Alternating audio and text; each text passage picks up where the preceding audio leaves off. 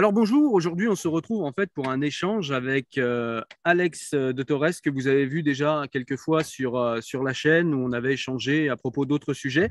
Et aujourd'hui, comme vous avez dû le voir sur la miniature, on va échanger au sujet du conflit entre la Russie et l'Ukraine et au final au sujet du conflit entre la Russie et l'Europe et même le monde occidental, hein, puisque les États-Unis sont aussi engagés dans ce conflit. Engagé pas militairement, mais engagé en tout cas au niveau symbolique et au niveau diplomatique. Alors, on va diviser en plusieurs chapitres, hein, en l'occurrence en 4 chapitres, cet échange entre Alex et moi. Et donc, le premier sujet de discussion va être la légitimité, avec un S, de cette guerre. C'est-à-dire qui est légitime, est-ce que c'est l'Ukraine, est-ce que c'est la Russie, pourquoi, comment, et qui est responsable au final de cette guerre. Le second chapitre va être plutôt la légitimité et la logique en fait de l'intervention de la France dans ce conflit. Et puis, du coup, cette question subsidiaire, la France a-t-elle raison de s'engager dans ce conflit? Le chapitre suivant sera consacré à cette implication, en fait, l'implication de la France, en l'occurrence, conduit-elle à la paix ou à la guerre? Ce que font les Occidentaux plus largement, est-ce que cela contribue à la guerre ou à la paix? Et puis enfin, on clôturera l'échange entre Alex et moi sur ce qui est parfois le plus important, le sujet économique, l'argent. Est-ce que économiquement, on va gagner dans ce conflit ou est-ce qu'on va perdre? Voilà.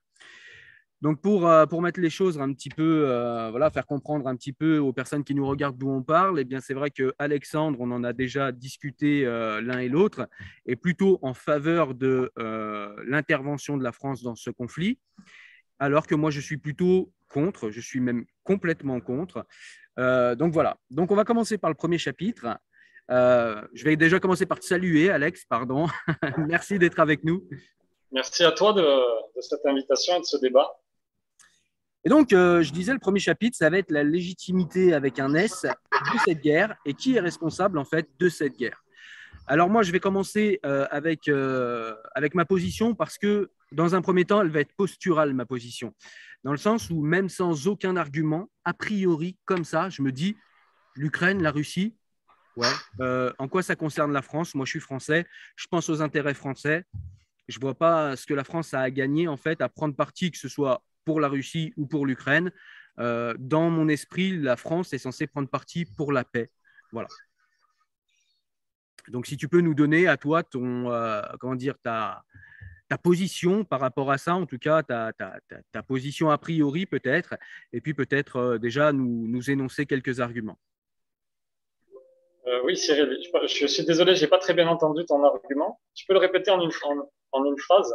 En fait, mon argumentation, elle est plutôt posturale, comme je te le disais. Et en fait, mon argumentation, ce serait plutôt de dire, non pas que la France a raison ou a tort ou quoi que ce soit, mais en fait, moi, mon argument, c'est plutôt de me dire, en fait, la France, elle gagne quoi, en fait, dans l'histoire? Elle gagne quoi à s'impliquer dans le conflit ukrainien, que ce soit du côté de l'Ukraine ou du côté de la Russie? En fait, pour moi, la France, elle devrait avoir une position diplomatique neutre et calmer deux enfants en fait qui sont en train de se faire la guerre et de leur dire écoutez les enfants, maintenant on se calme, la paix en Europe c'est quand même l'intérêt supérieur de tous, c'est le devoir de la France, elle s'est toujours fait un devoir de prendre les partisans par le cou, les regarder dans les yeux et leur dire maintenant les amis vous allez vous calmer. C'est évidemment une analogie que je fais, mais voilà, c'est pour voir comment, c'est pour montrer comment je vois les choses. C'est-à-dire que pour moi la France devrait être dans une position neutre mais dans une position diplomatique vigoureuse et essayer en fait de fortement participer à la désescalade dans ce conflit et ne pas prendre parti ni pour l'Ukraine ni pour la Russie.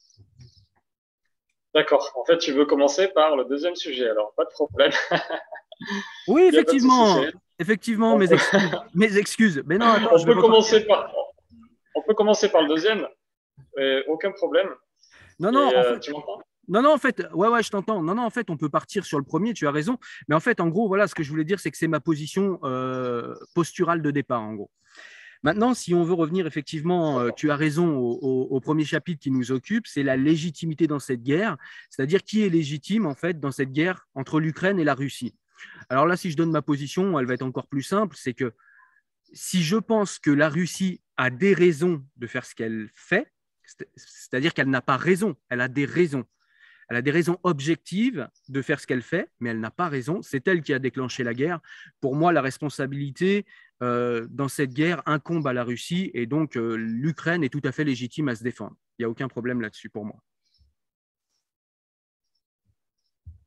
D'accord, nous sommes d'accord, mais je pense quand même intéressant de se poser cette question d'emblée parce que c'est la base du plus grand des désaccords avec les pro-Poutine et les pro-russes qui ne considèrent pas les choses dans le sens que tu les as exposées, mais eux posent que eh bien, les responsables, ce ne sont pas eux, ce sont les Ukrainiens et les Occidentaux en général.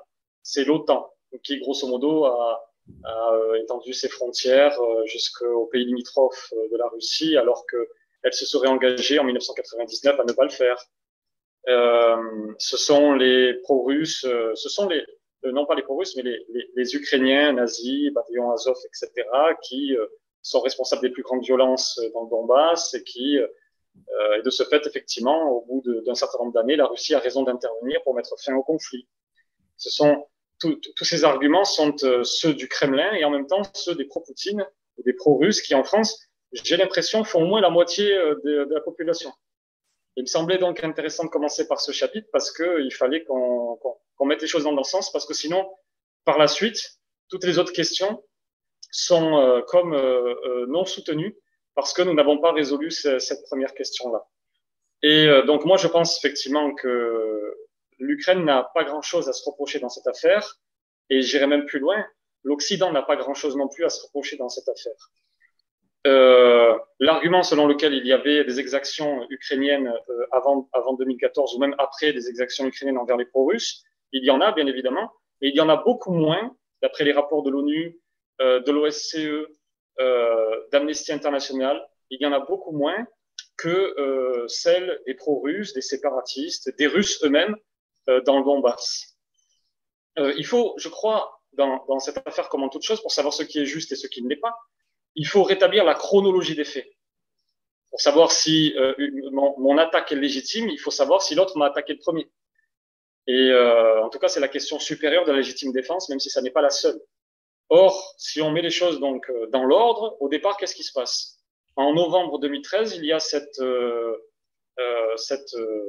tentative d'accord de libre-échange qui devait se réaliser entre l'Ukraine et l'Union européenne.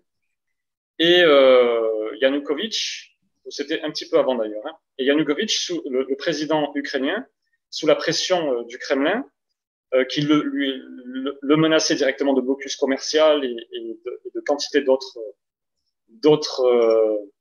menaces, a fini par céder. Il a fini par céder à la pression russe en refusant l'accord de libre-échange. Et on a eu Maïdan. Je ne sais pas si tu t'en souviens, Cyril, on a eu donc la Maïdan, 100 morts quand même sur la place de Maïdan. Dont des policiers, dont beaucoup de policiers. Des policiers en partie, oui, voilà. Mais surtout des manifestants quand même. Ensuite, on a eu ce coup d'État parce que Yanukovych a dû partir donc en Russie, c'était en février 2014. Et puis 3 jours plus tard, après l'espèce de ce qu'on appelle coup d'État, 3 jours plus tard, la Crimée a été annexée. Et juste après, les violences ont commencé dans le Donbass et en Crimée. Et elles ont commencé, d'après les rapports de l'ONU et d'Amnesty International, elles ont commencé à sens unique. Elles ont commencé sur des Ukrainiens, des centaines d'Ukrainiens, des responsables politiques, des journalistes, et sur place. Il y a eu une tentative de coup d'État sur le mode de celui qui avait été réalisé en Crimée dans le Donbass. Et l'armée ukrainienne est arrivée, et cette fois, elle ne s'est pas laissée faire comme elle s'était laissée faire en Crimée. Et le bataillon Azov a été créé 3 mois plus tard, 3 mois après Maïdan, 3 mois après l'annexion de la Crimée, le 4 ou le 5 mai 2014. Et à ce moment-là, d'autres exactions ont eu lieu en sens inverse. Mais sur le principe, sans rentrer dans le détail, hein, sur le principe de manière légitime. Pourquoi? Parce que, eh bien, on ne fait pas la guerre, on ne peut pas supporter une guerre ou faire la guerre à quelqu'un sans utiliser à minima ses armes. Ça n'a aucun sens. Quelqu'un qui utilise c'est comme de jouer à une partie de foot quand l'autre est autorisé à tricher. Ça n'a aucun sens. On est obligé, grosso modo, d'appliquer les mêmes règles si l'on veut gagner. Et malgré ce, tout le long, depuis 2014, les exactions côté ukrainien ont été beaucoup moins nombreuses que celles qui ont été exercées contre les Ukrainiens dans le Donbass et ailleurs. Voilà pour la chronologie des faits. Les Ukrainiens ne me semblent donc pas du tout responsables dans cette affaire. Une guerre leur a été déclarée depuis 2014 et en vérité, la Russie leur a toujours fait une guerre, depuis des siècles en tout cas. Et quand ça n'a pas été, pour ne parler que du dernier siècle, quand ça n'a pas été les Soviétiques qui ont fait mourir des millions d'Ukrainiens et qui les ont sacrifiés sur l'autel de la planification. Ouais, mais bon, là, ça reviendrait à. Excuse-moi, je te coupe juste 2 secondes, mais ça reviendrait ça reviendrait pour nous à reprocher aux Allemands l'Allemagne nazie. Là, à mon avis, tu pars un peu loin. Non, simplement, j'explique le rapport qu'il y a entre l'Ukraine et la Russie. Et en l'occurrence, l'Ukraine, j'insiste sur ce point, s'est battue pour son indépendance. En vérité, l'Ukraine a existé en tant que nation, existe depuis des siècles en tant que nation, mais en tant qu'État-nation, a du mal à préserver son territoire depuis des siècles. Elle était sous domination polonaise et russe pendant longtemps, enfin en tout cas pendant au moment de la Seconde Guerre mondiale, par exemple.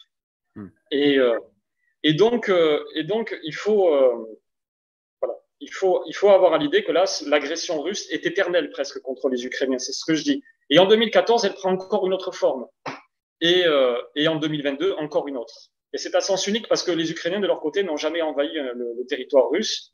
Et n'ont pas les moyens. N'ont pas les moyens, voilà. C'est vrai que ça limite les possibilités. Mais voilà. Et de l'autre côté, l'Occident, je dis simplement ça, après je te laisse la parole. Bien sûr, avec plaisir. De l'autre côté, l'Occident n'est pas non plus responsable dans cette guerre pour un certain nombre de raisons que je ne vais pas toutes les évoquer. Mais l'OTAN, dans cette affaire, s'étend vers la Russie. Pourquoi? Parce que la Russie a une attitude agressive envers tous les pays qui l'entourent depuis très longtemps. Et donc, ces pays-là n'ont pas d'autre choix que de se jeter, parce qu'ils préféraient peut-être agir autrement, simplement préserver leur indépendance, bien évidemment. Parce qu'être dans l'OTAN, ça n'est pas exactement être indépendant. Et donc, non, c'est la Russie qui pousse tous ces pays à se jeter dans les bras de l'OTAN, parce qu'il s'agit pour eux de leur survie. Toute leur histoire leur en témoigne. Et voilà, donc ça c'est pour l'OTAN.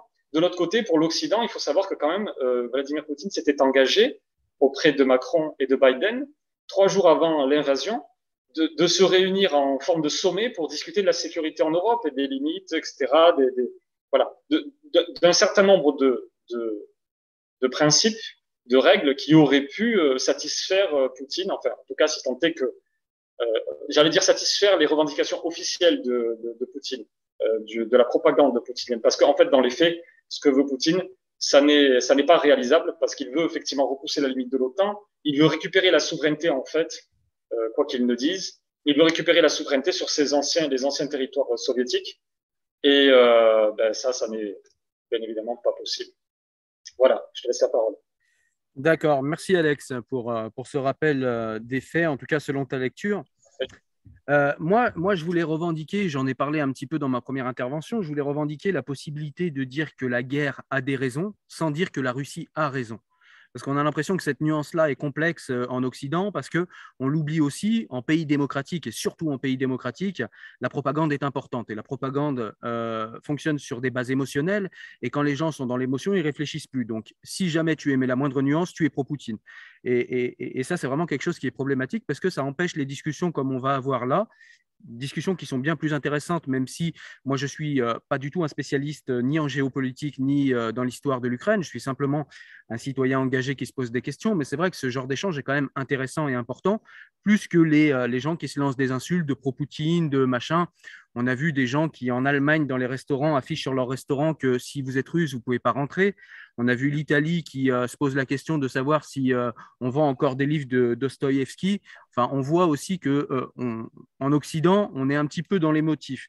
Donc, je revendique cette possibilité d'apporter quelques nuances, de mettre l'émotion à distance. Et en plus, ça m'aide parce que moi, l'émotion, elle n'est pas très présente, puisqu'en fait, pour moi, seule la France compte. Ukraine ou Russie, voilà, pour moi, c'est la même. On a un dictateur d'un côté et des corrompus de l'autre. Je ne vais pas pleurer dans les deux cas. C'est les peuples qui me font pleurer, comme d'habitude. Alors bref, je voulais revenir sur quelques points. En 2013, tu nous parles du fameux accord, 2013 ou 2014 d'ailleurs, tu nous parles de l'accord de libre-échange que la Russie aurait refusé. Effectivement, la Russie a refusé cet accord de libre-échange pour une raison simple, c'est que en fait, euh, l'Ukraine voulait un accord de libre-échange avec l'Union européenne. Et la Russie explique que, eh bien, effectivement, lui, il ne voit pas de problème à cet accord de libre-échange, mais il faut quand même que ça protège les intérêts russes parce qu'il y a des accords commerciaux entre l'Ukraine et la Russie. Et donc, en fait, Poutine explique que bah, lui, il voudrait en fait un accord qui ne serait non plus bilatéral, mais trilatéral. C'est-à-dire que lui, il est parti de l'accord puisqu'il a des accords commerciaux avec l'Ukraine. Et donc, l'Ukraine était plutôt d'accord. Et là, M. Barousseau, je mettrai les liens en description de ce que j'avance, c'est un rapport du Sénat. Et là, on a M. Barousseau qui explique, ou Barouzo, je ne sais pas comment on le prononce, et qui dit non, non, écoutez, laissons tomber tout ça, moi je ne veux pas d'accord avec la Russie, etc. Ce qui peut s'entendre, mais alors dans ce cas-là, mettons-nous à la place de la Russie 2 secondes. Imaginons l'Espagne. L'Espagne fait un accord de libre-échange avec le Maroc. Nous, on est dans l'espace Schengen, c'est-à-dire que si un accord de libre-échange et un accord en fait, voilà, qui serait semblable à celui de Schengen entre le Maroc et l'Espagne, eh bien, la France aurait son mot à dire, puisque faisant partie d'un espace Schengen avec l'Espagne, ça veut dire que les ressortissants marocains pourraient se balader dans toute la zone sans avoir aucun problème. Et donc, du coup, la France dira à l'Espagne, vous êtes gentil, mais là, votre accord bilatéral entre vous deux, il nous concerne un petit peu aussi. Et si l'Espagne disait à la France, mais attends, mais de quoi tu te mêles? Eh bien, c'est exactement la situation dans laquelle on se trouvait entre l'Union européenne, l'Ukraine et la Russie. C'est-à-dire qu'en gros, l'Ukraine voulait un accord bilatéral avec l'Union européenne. L'Union européenne avait tout intérêt à avoir un accord bilatéral avec l'Ukraine, puisque ça permettait d'avoir des travailleurs avec un SMIC à 100 euros, c'est-à-dire de faire du dumping social comme ils nous font avec tous les pays de l'Est depuis très longtemps. Donc, il y avait pour l'Union européenne de véritables intérêts financiers dont on nous parle peu. Et, et donc, du coup, dans cet accord entre l'Ukraine et l'Union européenne, la Russie dit attendez, mais moi j'ai mes intérêts, je veux bien qu'il y ait un accord bilatéral entre vous deux, mais il faut que mes intérêts soient préservés. J'ai changé de place hein, pour ceux qui nous regardent, on avait un petit souci de connexion, donc voilà, j'ai juste changé un peu de place. Tout simplement, j'en étais à cette histoire, oui, entre le Maroc, l'Espagne et la France. On peut comprendre que si jamais eh bien, l'Espagne développait un rapport bilatéral avec le Maroc et que les intérêts français étaient comment dire, mis à mal, eh bien, la France aurait son mot à dire en fait sur cet accord bilatéral entre l'Espagne et le Maroc. Eh bien, c'est exactement ce qui s'est passé entre l'Ukraine, l'Union européenne et la Russie. Les accords russes étaient mis à mal et donc la Russie a dit moi je suis d'accord pour cet accord bilatéral, mais il faut prendre en compte nos intérêts. Ce à quoi Barousseau a répondu non, écoutez, mettons cet accord sur pause et il n'est plus revenu dessus depuis. Donc là, on avait une Russie qui défendait ses intérêts face à quand même ce qui est une espèce d'impérialisme quand même de l'Union européenne qui voudrait quand même comme d'habitude, comme très souvent, qui voudrait penser à ses intérêts, ça c'est tout à fait normal et je suis le premier à le dire pour la France, il faut penser à nos intérêts, mais prendre en compte aussi les intérêts des autres. C'est-à-dire qu'on n'est pas tout seul dans une négociation et c'est quand même sympa de se dire qu'on n'est pas tout seul au monde. Donc voilà, ça c'était ce que je voulais dire par rapport à ça. Au niveau de ce qui s'est passé par rapport à, tu en parlais sur la place Maïdan quand il y a eu effectivement ces manifestants qui sont arrivés sur la place Maïdan et qui ont été réprimés, c'est vrai très durement par le gouvernement ukrainien, parce qu'il y a eu quand même entre les policiers et les manifestants, je crois qu'on a quelque chose comme 120 morts et plus de 500 blessés. Donc le gouvernement ukrainien, ce n'est pas non plus le gouvernement français, parce nous, quand on pense manifestation, déjà, quand on pense gilets jaunes, on pense quelque chose de violent. Là, il faut penser que les manifestants, il y avait des snipers qui tiraient sur la police. Il faut penser que, voilà, c'est pour ça que la police, finalement, a fini aussi par répondre par balles réelles. Donc voilà, on était déjà en fait dans un phénomène de semi-guerre civile quand même, à ce moment-là. C'est quand même quelque chose d'important à dire. Et puis, je voulais parler aussi rapidement, je pense que tu as dû oublier parce que je pense que tu en aurais parlé sinon, c'est les fameux accords de Minsk. Le Minsk 1 et Minsk 2, le premier n'a pas été respecté, le deuxième, les parties ont fait un effort pour qu'il soit respecté et finalement, eh bien, ça n'a pas tenu longtemps, encore une fois. Si la première fois, on peut mettre effectivement la Russie en cause. La seconde fois, on peut mettre l'Ukraine en cause, qui n'a pas forcément respecté ça.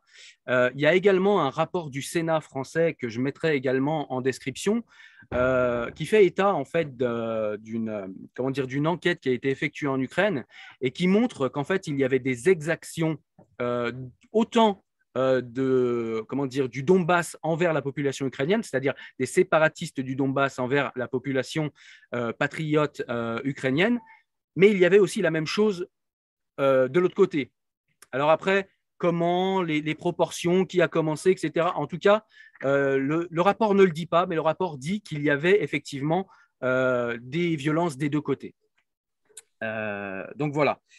Ensuite, ce qu'il faut dire aussi, c'est qu'historiquement, tu revenais sur l'historique de l'Ukraine et je trouvais ça très intéressant, même si pour moi, il faut s'arrêter à la fin de la guerre froide parce qu'il y a vraiment un monde qui a changé.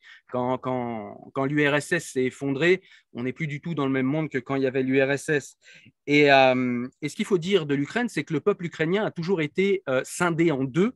C'est-à-dire qu'il y a ceux qui, au niveau civilisationnel, alors je ne sais pas si tu valides cette approche civilisationnelle, mais il y a toujours cette scission civilisationnelle au sein de l'Ukraine de ceux qui sont plutôt au niveau, donc du coup, civilisationnel mais religieux, puisque souvent les civilisations sont portées par du religieux.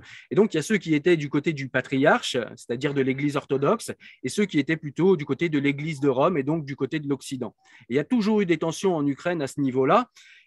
Voilà, ce n'est pas forcément un élément majeur du conflit, mais il faut le garder en tête aussi, parce que c'est aussi ce qui fait qu'il y a des conflits dans ce pays depuis très longtemps, parce qu'il y a une population ukrainienne. On l'a vu, par exemple, le président avant Zelensky était un président pro-russe. Zelensky est plutôt pro-Europe. Donc on voit que on retrouve dans ces deux présidents, on retrouve cette fameuse opposition qu'il y a dans le peuple ukrainien, avec des manifestants qui sont parfois violents quand ce n'est pas le bon président qui a été élu.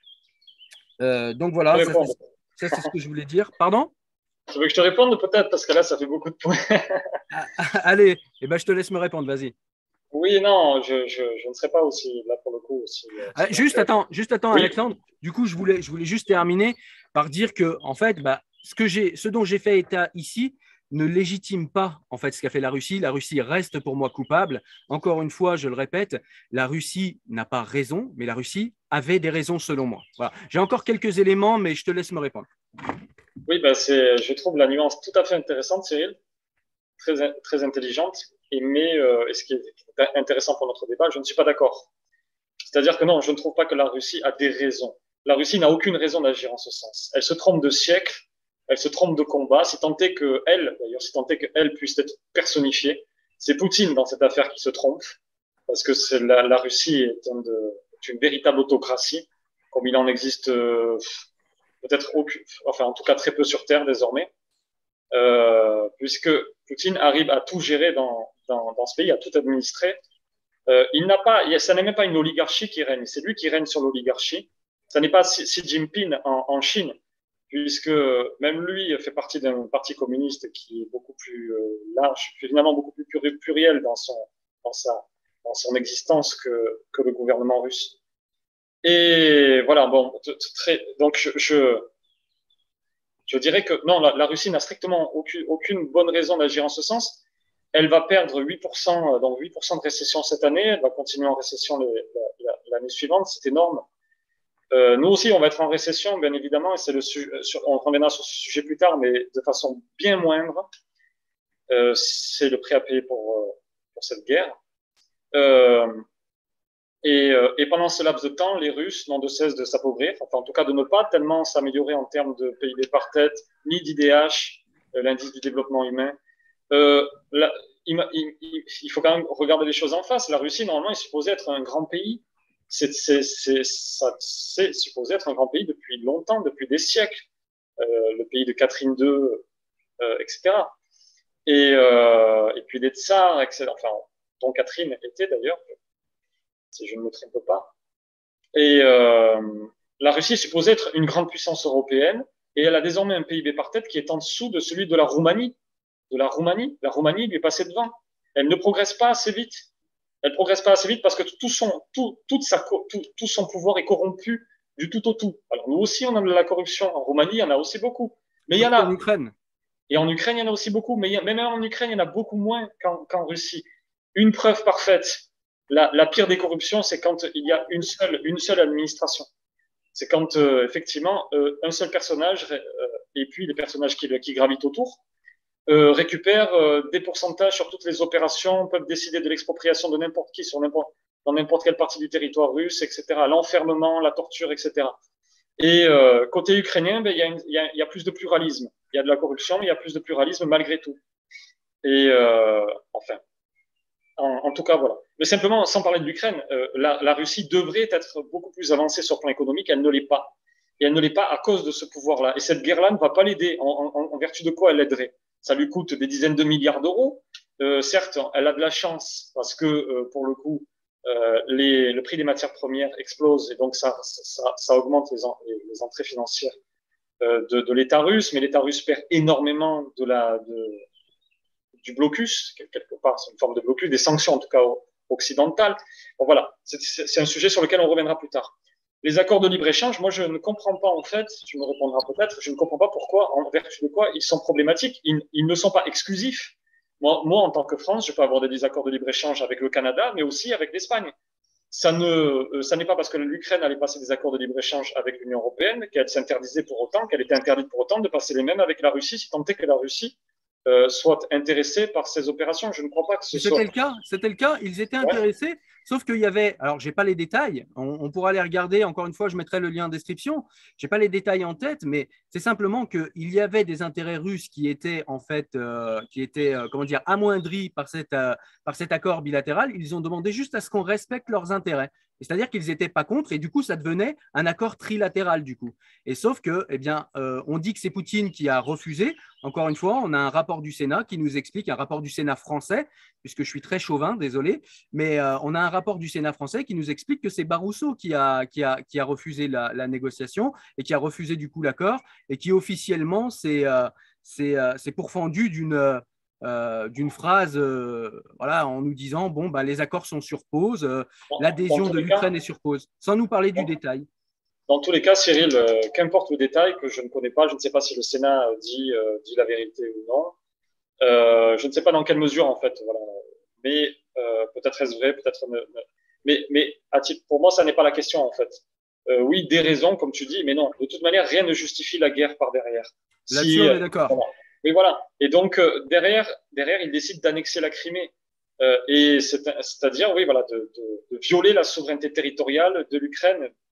Et puis ensuite, en fait, leur décision était de faire la même chose dans le Donbass, simplement. Ils ont envoyé d'ailleurs des soldats russes. Les rapports de l'ONU en parlent, les témoins sur place en parlent, etc. Les rapports de l'OSCE ou de l'Amnesty International en parlent. Et donc, ils ont envoyé des soldats sur place. Donc, leur ambition était de faire la même chose, d'amputer l'Ukraine d'une autre partie de leur territoire. Donc, on peut prendre tout ce qu'on veut, oui, effectivement. Moi, tout ce que je vois au niveau de la Russie, c'est que je ne leur donne pas beaucoup d'excuses. Et les accords de Minsk, bien, ils étaient défavorables à l'Ukraine, qui était obligée finalement d'observer une autonomie plus que marquée et même une interdiction pour leurs militaires d'entrer dans le Donbass. Un certain nombre de règles qui leur étaient défavorables. Finalement, personne n'en voulait parce que la Russie joue toujours un double jeu et donc avait besoin de troubles peut-être là pour différentes raisons. Et puis voulait vraiment récupérer ses territoires. Voilà. Personne n'en voulait ces accords de Minsk. Je ne suis pas certain que les Ukrainiens aient plus de responsabilités que les deux autres parties, les séparatistes et les Russes, dans cette affaire.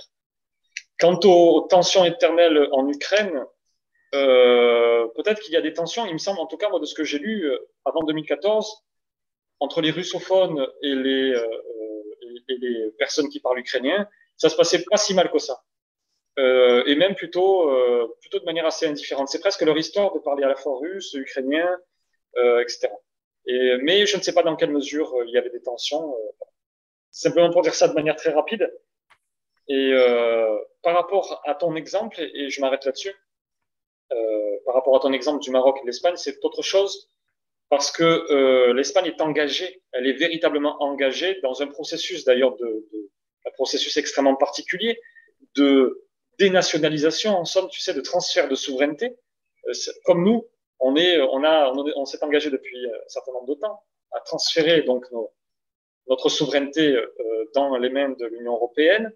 Je souffre quand tu dis ça. Ça me fait mal. Bon, non, je ne sais pas si ça me fait mal ou pas.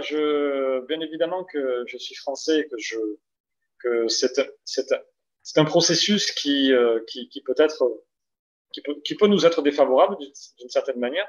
Mais je ne sais pas exactement ce que ça signifie en fait dans les faits. Est-ce que ça nous est favorable ou pas? Je ne saurais dire.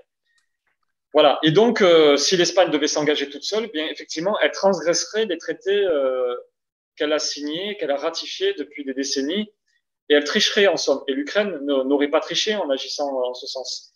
Elle se serait ouverte au marché de l'Union européenne. Ça l'aurait grandement aidé sur le plan économique. Preuve en est avec avec la Roumanie, les pays de l'Est, qui n'ont de cesse de se développer. Même la République tchèque commence à être un pays extrêmement intéressant, avec un PIB intéressant, pays de parcours intéressant. Voilà. Voilà, Cyril, toi. Alors, sur cette. Excuse-moi, en un mot pour dire là-dessus, pour rebondir sur ce que tu disais. Voilà, sur ce coup d'État, après tu parles de Zelensky qui est pro-occidental, comme d'une séparation à l'intérieur de l'Ukraine. Il faut quand même savoir qu'avant Zelensky, il y avait Porochenko. Et Porochenko a été élu, et avant lui d'ailleurs, il y avait le président du Parlement ukrainien, dont je ne me souviens pas le nom, qui aura duré 6 mois après la révolution de Maïdan. Et il faut savoir que Porochenko a été élu au premier tour avec 58%. Et d'ailleurs, contre une autre candidate, Timochenko, je crois qu'elle s'appelle, et qui était aussi d'ailleurs pro-occidentale. Et Zelensky, plus tard, sera élu. Il faut savoir que quand même, l'OSCE est un organisme très sérieux en Europe, dans lequel est engagée la Russie aussi. Et l'OSCE a déclaré que les élections de Porochenko étaient tout à fait bien faites. Ils n'ont observé, les observateurs sur place n'ont observé aucune. Je l'ai vu, ouais. Voilà. Ouais, c'est vrai. Donc, il est clair qu'en Ukraine, entre autres, avec les sondages, tout ce que l'on a par ailleurs, il est clair qu'en Ukraine, la volonté d'être plutôt se rapprocher de l'Union européenne que de Moscou est absolument terrifiante en pourcentage. Elle est, bien évidemment que, par contre, je ne parle pas du Donbass. Dans le Donbass, il me semble que le rapport est inversé. Voilà. Alors moi, ça va être ma dernière intervention sur le sujet, tout simplement pour dire que, effectivement, je voulais revenir sur le fait que y a forcément des gens qui sont pro-russes parce que sinon il n'y aurait pas de séparatisme dans le pays, il n'y aurait pas eu effectivement, l'OSCE nous parle également dans le Donbass du fameux référendum, et tu le dis toi-même, l'OSCE est un organisme sérieux, il nous explique qu'il n'y a pas de problème avec ce référendum et qu'il a également été très sérieux, donc il y avait véritablement des gens qui voulaient se détacher de l'Ukraine et ils ont été majoritaires, donc voilà, il y a aussi ça à prendre en compte. Je voulais aussi revenir sur le fait, alors ça c'était avant que tu ajoutes des éléments, je voulais parler de l'OTAN et de son fonctionnement. J'ai ressorti, pareil, je le mettrai en description, j'ai ressorti un discours du général de Gaulle qui rappelle qu'il voulait sortir du commandement intégré de l'OTAN, puisque en fait, faire partie de l'OTAN comme on voudrait que, c'est-à-dire les États-Unis veulent que l'Ukraine fasse partie de l'OTAN depuis longtemps, il faut bien se rendre compte de ce que ça veut dire. Ça ne veut pas dire simplement on fait partie d'une grande équipe et au cas où quelqu'un vient te casser la gueule, on vient t'aider. C'est-à-dire que quand on fait partie de l'OTAN, ça veut dire que sur son territoire, on va accueillir de l'armement lourd américain. En l'occurrence, à l'époque, pour la France, quand le général de Gaulle l'a refusé, c'était pour accueillir de l'armement tactique nucléaire sur le sol français, ce que le général de Gaulle a refusé. On peut comprendre, dans cette même veine-là, que Poutine ne voit pas d'un bon œil ces missiles arriver aux portes de son pays. C'est encore une raison et non pas le fait de lui donner raison. Tu nous as parlé également de la triche qu'il y avait qu'il y aurait triche en fait dans mon exemple que j'ai pris entre l'Espagne et le Maroc et la France. Effectivement, tu as raison, c'est le cas, mais c'est ce qui se passait dans le cas de la Russie et de l'Ukraine. C'est-à-dire qu'en gros, il y avait un accord qui était antécédent entre l'Ukraine, un accord commercial qui était antécédent entre l'Ukraine et la Russie. S'il y avait un accord de libre-échange entre la France et l'Ukraine, cela venait remettre en cause en fait cet accord précédent. Raison pour laquelle Poutine ne s'y est pas opposé frontalement, il a simplement dit il y a des éléments qui, dans un rapprochement entre l'Union européenne et l'Ukraine, eh bien, desserrent mes intérêts. Je veux qu'on soit désormais dans cet accord 3 et en fait qu'on prenne en compte mes intérêts, tout simplement. Ce, encore une fois, je le répète, Barroso a refusé. Parce qu'on dit souvent que c'est Poutine qui a refusé, qui a mis son veto par la pression. C'est faux, c'est Barroso qui a dit non. Enfin, en tout cas, c'est ce que dit le Sénat français. Après, voilà, chacun se fera son avis, ira chercher ses éléments ou peut-être nous en apporter en commentaire. Et donc voilà, ben, je vais finir. Oui, si, juste un truc. Tu parlais beaucoup de morale en nous disant qu'effectivement, la Russie, ça c'est un travers qu'on voit beaucoup chez les Occidentaux et dont parle très bien, je trouve, Huntington dans son livre Le choc des civilisations, c'est que l'Occident a toujours tendance à voir les autres comme un autre soi-même et on voudrait que les autres soient moraux selon notre morale. Je veux dire, c'est vrai qu'en Ukraine, c'est vrai qu'en Russie, on a un dictateur, un autocrate. C'est vrai qu'il se passe des choses qui sont véritablement pas correctes en Russie. Mais je veux dire, ça ne nous empêche pas de nous rapprocher de l'Arabie saoudite, qui n'est pas non plus une démocratie. Je veux dire, on ne se rapproche pas des pays que parce qu'ils sont démocratiques. On se rapproche des pays parce qu'ils sont des puissances stratégiques dont on a besoin ou des puissances stratégiques dont on va se servir pour nos intérêts. Et donc, du coup, en gros, pour moi, le fait que la Russie ne soit pas une démocratie comme la nôtre, c'est un jugement moral. Et ce jugement moral, pour moi, ne nécessite pas, en fait, qu'on soit hostile à la Russie. Après, je vais m'arrêter là parce que je vais déborder sur d'autres questions qu'on va aborder plus tard. Et puis voilà, ben, tout simplement, moi, mon but dans cette première partie était tout simplement, comme je le répète, de dire que si la Russie n'a pas raison et qu'effectivement, comme tu l'as très bien dit, et je suis d'accord avec toi là-dessus, elle va perdre beaucoup, elle fait perdre au monde beaucoup. La Russie n'avait aucune raison de violer le droit international et de violer la souveraineté ukrainienne, mais elle avait quand même des raisons qui l'ont poussée à dépasser la limite et à violer le droit international. D'accord. Tu veux que je te réponde? Si tu le souhaites, sinon on passe au prochain sujet, sinon ce Non, sera ça la va. dernière intervention sur ce Moi, je sujet. dis, oui, voilà, moi, pour moi, ce qui suis théoricien de la politique, plus que spécialiste ou technicien de la politique, euh, je ne distingue pas la morale de la politique. Je fais comme Emmanuel Kant dans son traité Vers la paix perpétuelle. Je réunis les deux. Je ne crois pas qu'on ait besoin de le faire. Je suis bien conscient de la difficulté d'appliquer ces principes. Je ne sais même pas si c'est possible parce que jamais personne ne les a appliqués en vérité. Par contre, on peut faire effort vers ces principes quand c'est nécessaire, quand ça s'impose. De la même manière que les droits de l'homme, d'ailleurs, ne peuvent exister sans les droits de la nation. On n'a jamais vu les droits de l'homme pouvoir exister sans une bonne armée pour les protéger. Et donc, les droits de l'homme d'un côté, la nation de l'autre, il faut trouver un juste milieu entre les deux. On a la Déclaration des droits de l'homme et du citoyen de 1789. Ce texte est pour moi extrêmement équilibré, extrêmement bien pensé. Et donc voilà ce que je défends en politique. La Russie, de son côté, tu dis, et je vais être très court, la Russie, tu dis, la Russie a sa morale ou d'autres ont de morale. Non, nulle part dans le monde, il est conseillé comme juste, il est considéré comme juste de mentir. Sauf que la Russie ne fait que mentir. Alors, c'est pas des petits mensonges. C'est une Machiavel, en véritable politique, disait en son temps que quelqu'un qui ne ment pas est un faible et qu'il va perdre. Oui, et c'est notamment dans le chapitre 18 du Prince de Machiavel, il y a un très très joli passage sur la nécessité de mentir, en somme, en politique. Et d'ailleurs, il dit, Machiavel, c'est toi qui l'évoques, pas moi, mais il dit, c'est intéressant, il dit, ceux qui mentent, en fait, ceux qui ne respectent pas leurs accords s'en sortent mieux que les autres. Voilà ce que dit Machiavel. Regardez Alexandre VI, qui sera à Borgia, qui sera le fondateur le pape Borgia. Regardez Alexandre VI, s'en sort, etc. Voilà les exemples que nous donne Machiavel dans le chapitre 18 du Prince. Mais moi là-dessus, je dis, je ne sais pas si c'est notre sujet là d'ailleurs, parce que je voulais un peu l'évoquer par ailleurs. Ouais. Mais là-dessus, moi je dis que non, on est, voilà, peu importe par ailleurs, de toute manière, les Russes s'engagent, quand on s'engage à quelque chose, la parole est fondamentale. Et d'ailleurs, elle est fondamentale pour la Russie eux-mêmes. La Russie étant, à force de mentir, bien évidemment, étant en perpétuel mensonge depuis au moins 100 ans, depuis la révolution d'Octobre Rouge, 1917, perpétuel mensonge sans avoir cure de la vérité, mais sans même faire semblant. Parce que tous les interlocuteurs savent bien que ce que dit la Russie est complètement faux. Mais ils le font ils le font pour d'autres, ils le font pour leur propre population, ils le font pour ceux qui vont les croire c'est-à-dire la moitié de la population mondiale au moins, quoi qu'ils disent. par anti-américanisme primaire.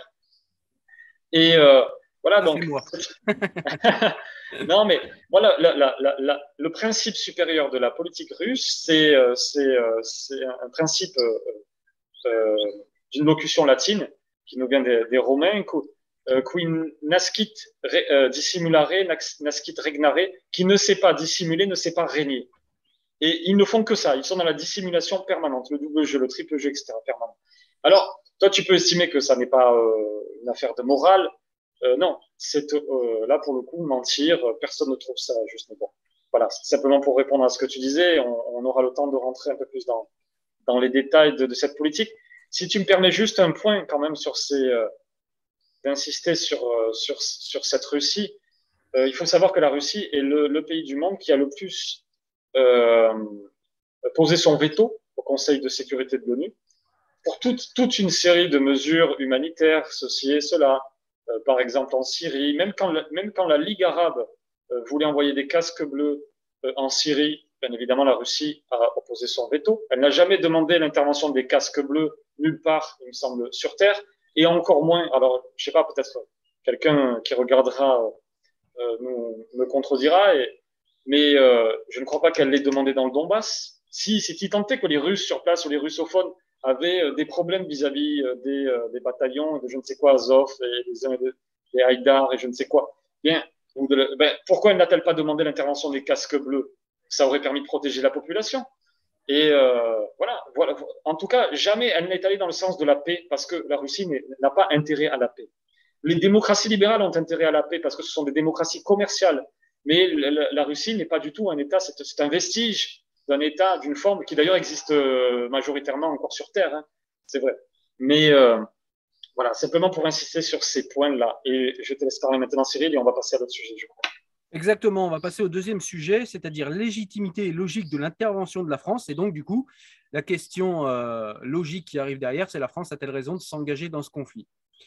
Alors, j'en profite pour j'aurais pu te répondre, ça va avoir l'air d'une réponse, mais finalement, c'est une belle transition que tu m'offres. C'est qu'encore une fois, on est dans la morale. Et c'est vrai que quand tu parles de la déclaration des droits de l'homme, etc., c'est des choses que je respecte éminemment. Pour moi, c'est des textes saints, mais dans le sens profane du terme. Mais je veux dire, c'est des textes auxquels, voilà, pour moi, c'est des Bibles. C'est même plus que des Bibles.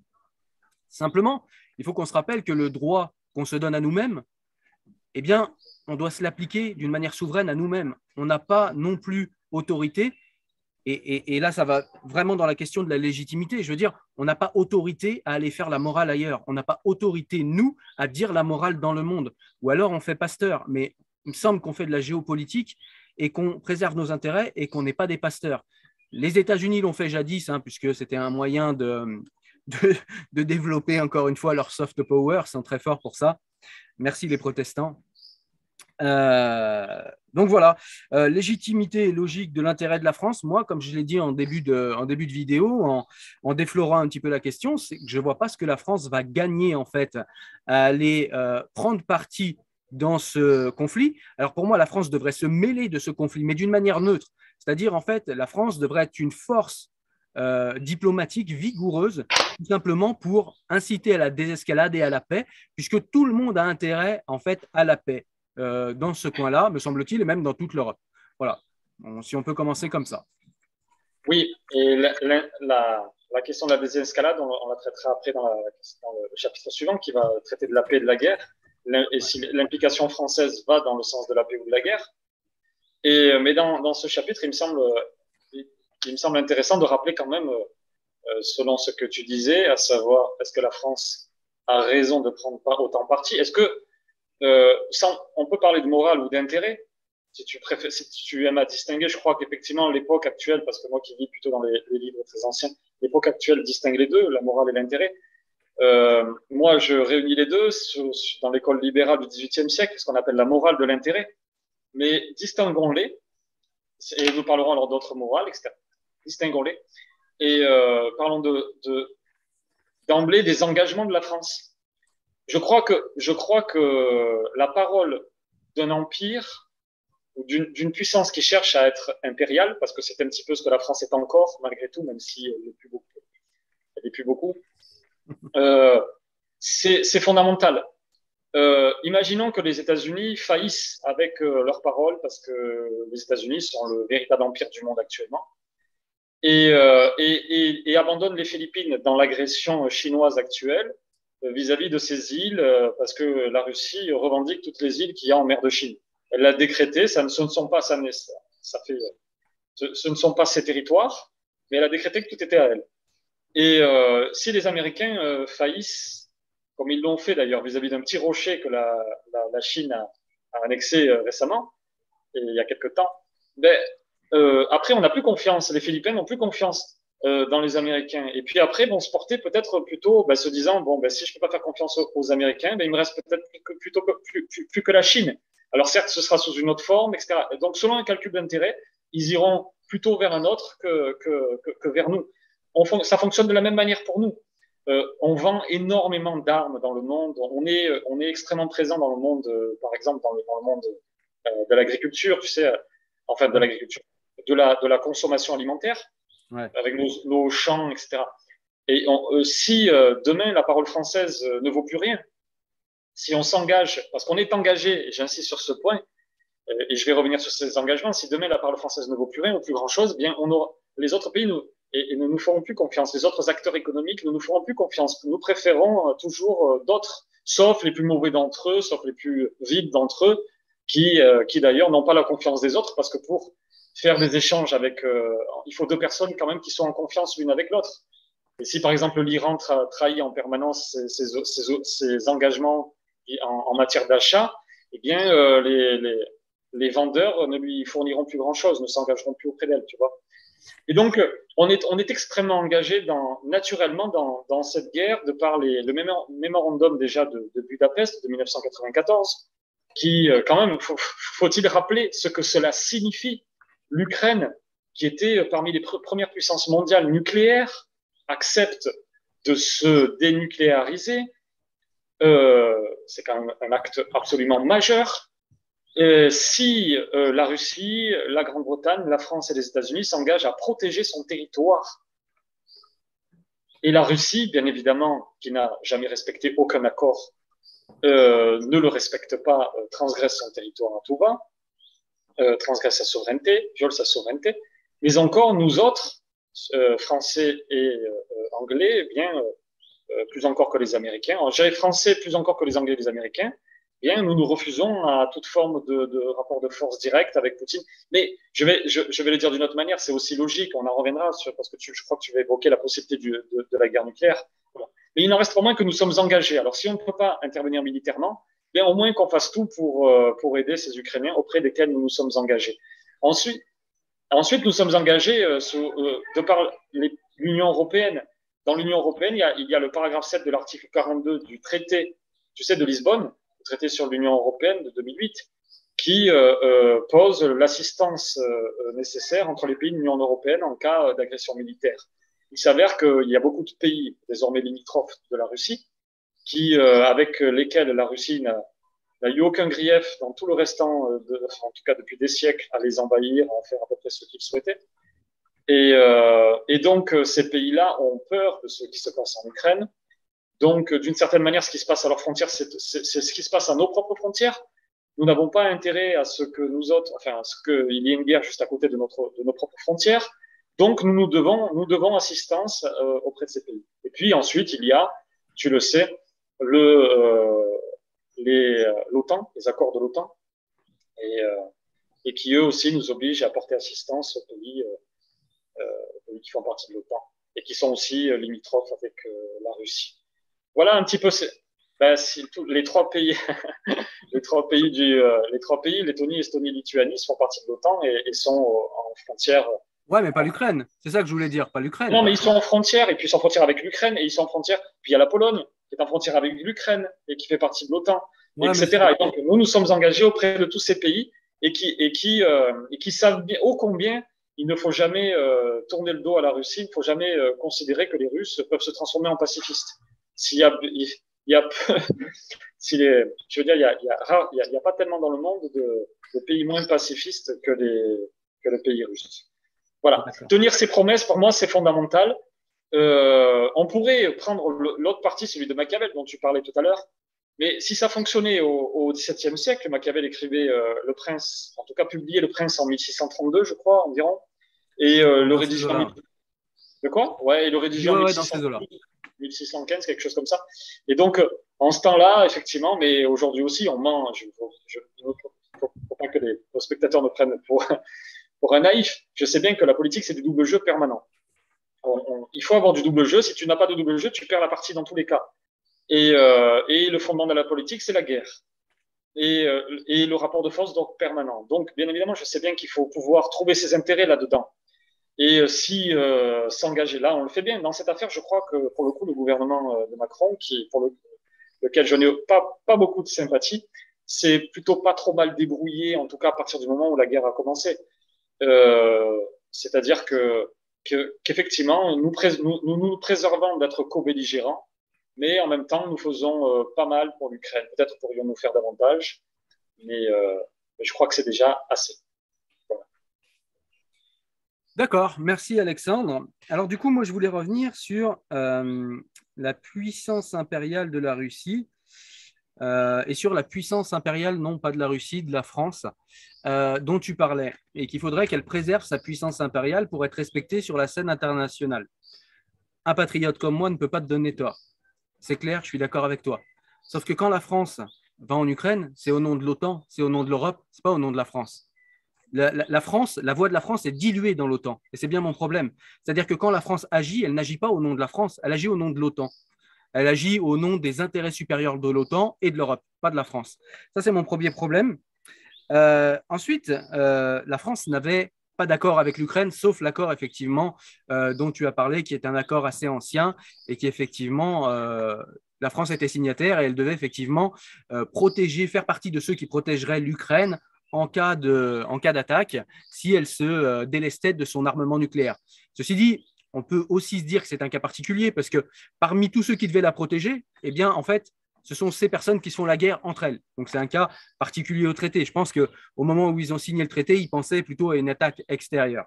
Peut-être y avait-il une double pensée chez les Russes. Il n'y a aucun problème, je peux l'admettre et il n'y a aucun souci là-dessus.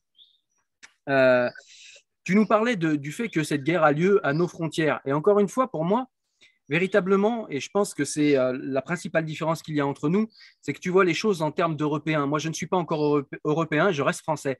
C'est-à-dire que pour moi, quand on est en Pologne, on n'est pas aux frontières de la France.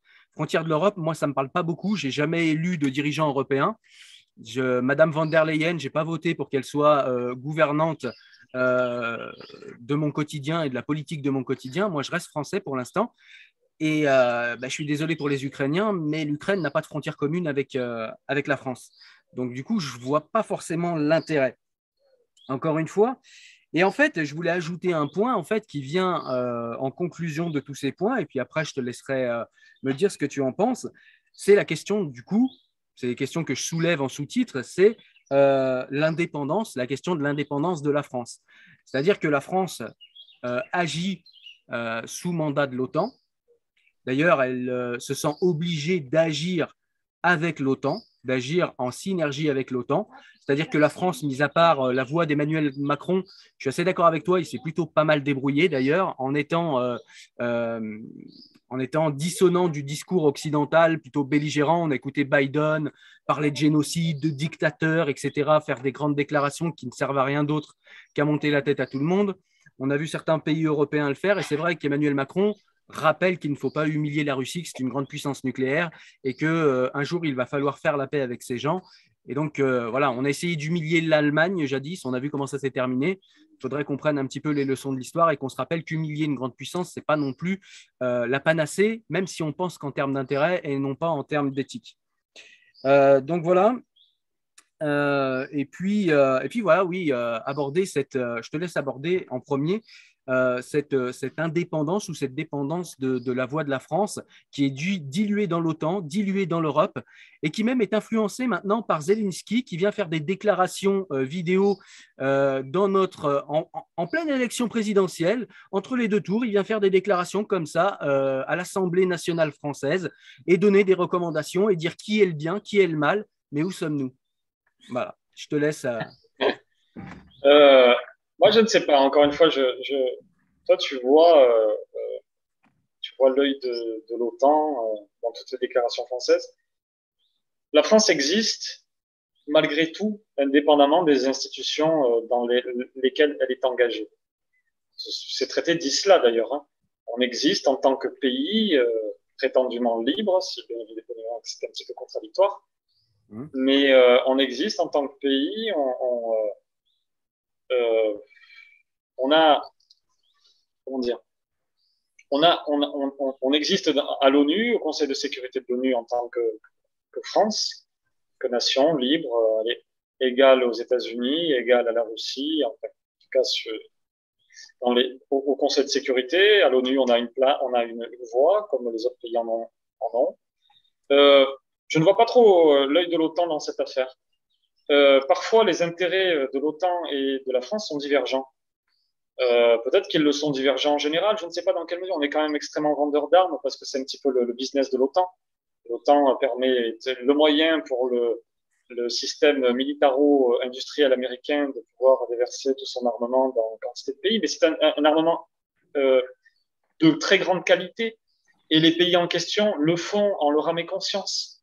Ils ne le font pas parce que les Américains les menacent de guerre, ils le font parce que c'est supposé servir leurs intérêts, même si bien évidemment il y a des tractations, de la corruption aussi là-dedans. J'essaie de ne pas trop être naïf, mais moi ce que j'observe c'est que ça va dans leur sens. Les Américains, pour le coup, gouvernent le monde avec, dans le cadre d'un empire qui est le plus pacifique, on déplaise à ceux qui vont regarder avec des gros yeux comme ça, le plus pacifique de toute l'histoire. C'est-à-dire qu'en termes de morts, les conflits actuels n'ont jamais été aussi peu nombreux, n'ont jamais été aussi peu mortifères. En termes de nombre de conflits également, j'avais vérifié les statistiques il y a un certain nombre d'années là-dessus. Et les Américains, depuis un certain nombre de décennies, n'envahissent plus grand monde, d'ailleurs, pour annexer des territoires. Ça, c'est déjà fondamental. La Pax Romana est extrêmement particulière, mais la Pax Americana, bien évidemment, beaucoup moins meurtrière que la Pax Romana, et beaucoup moins meurtrière que le pouvoir de l'URSS sur elle-même, sur sa propre population et sur les pays qu'il y avait autour d'elle. Voilà ce que j'observe. Est-ce que l'OTAN nous menace? Pas particulièrement. L'OTAN ne menace pas particulièrement. En tout cas, peut-être qu'elle le fera un jour. Elle n'a bombardé qu'une seule fois dans toute son histoire, l'OTAN, de manière sans mandat de l'ONU.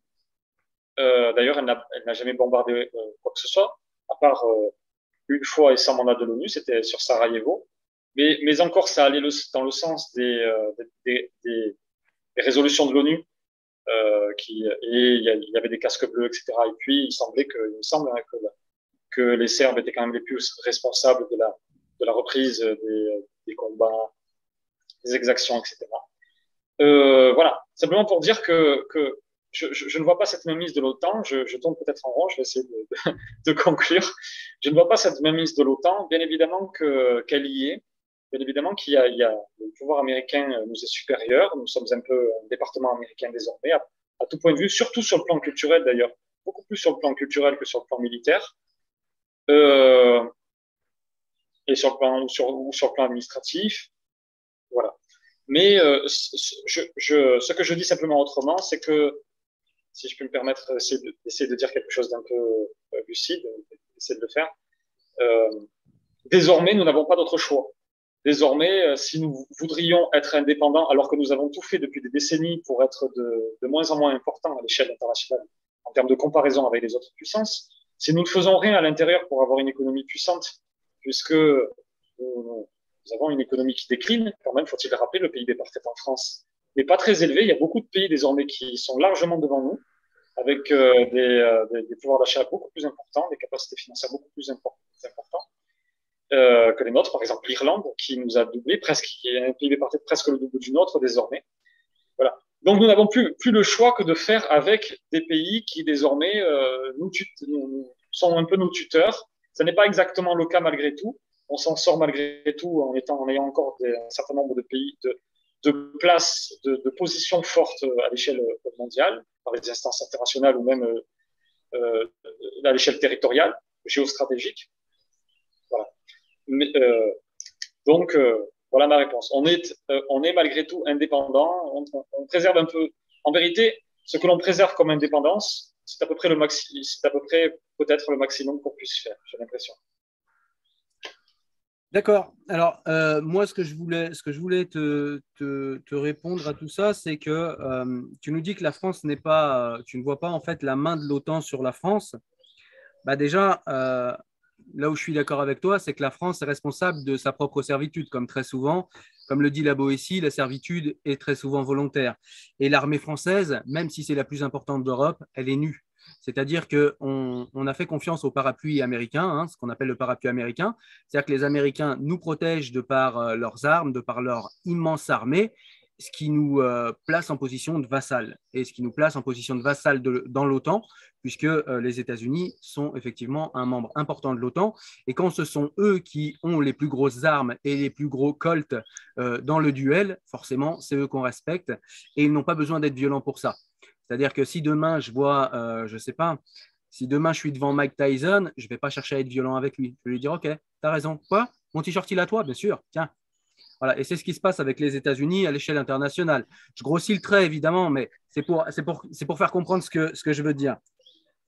Donc oui, la France, elle est à poil. Donc au niveau militaire, elle est à poil et c'est elle qui a décidé de cela. Alors apparemment, là, elle a un petit coup de jus. Elle se rappelle que il peut y avoir la guerre.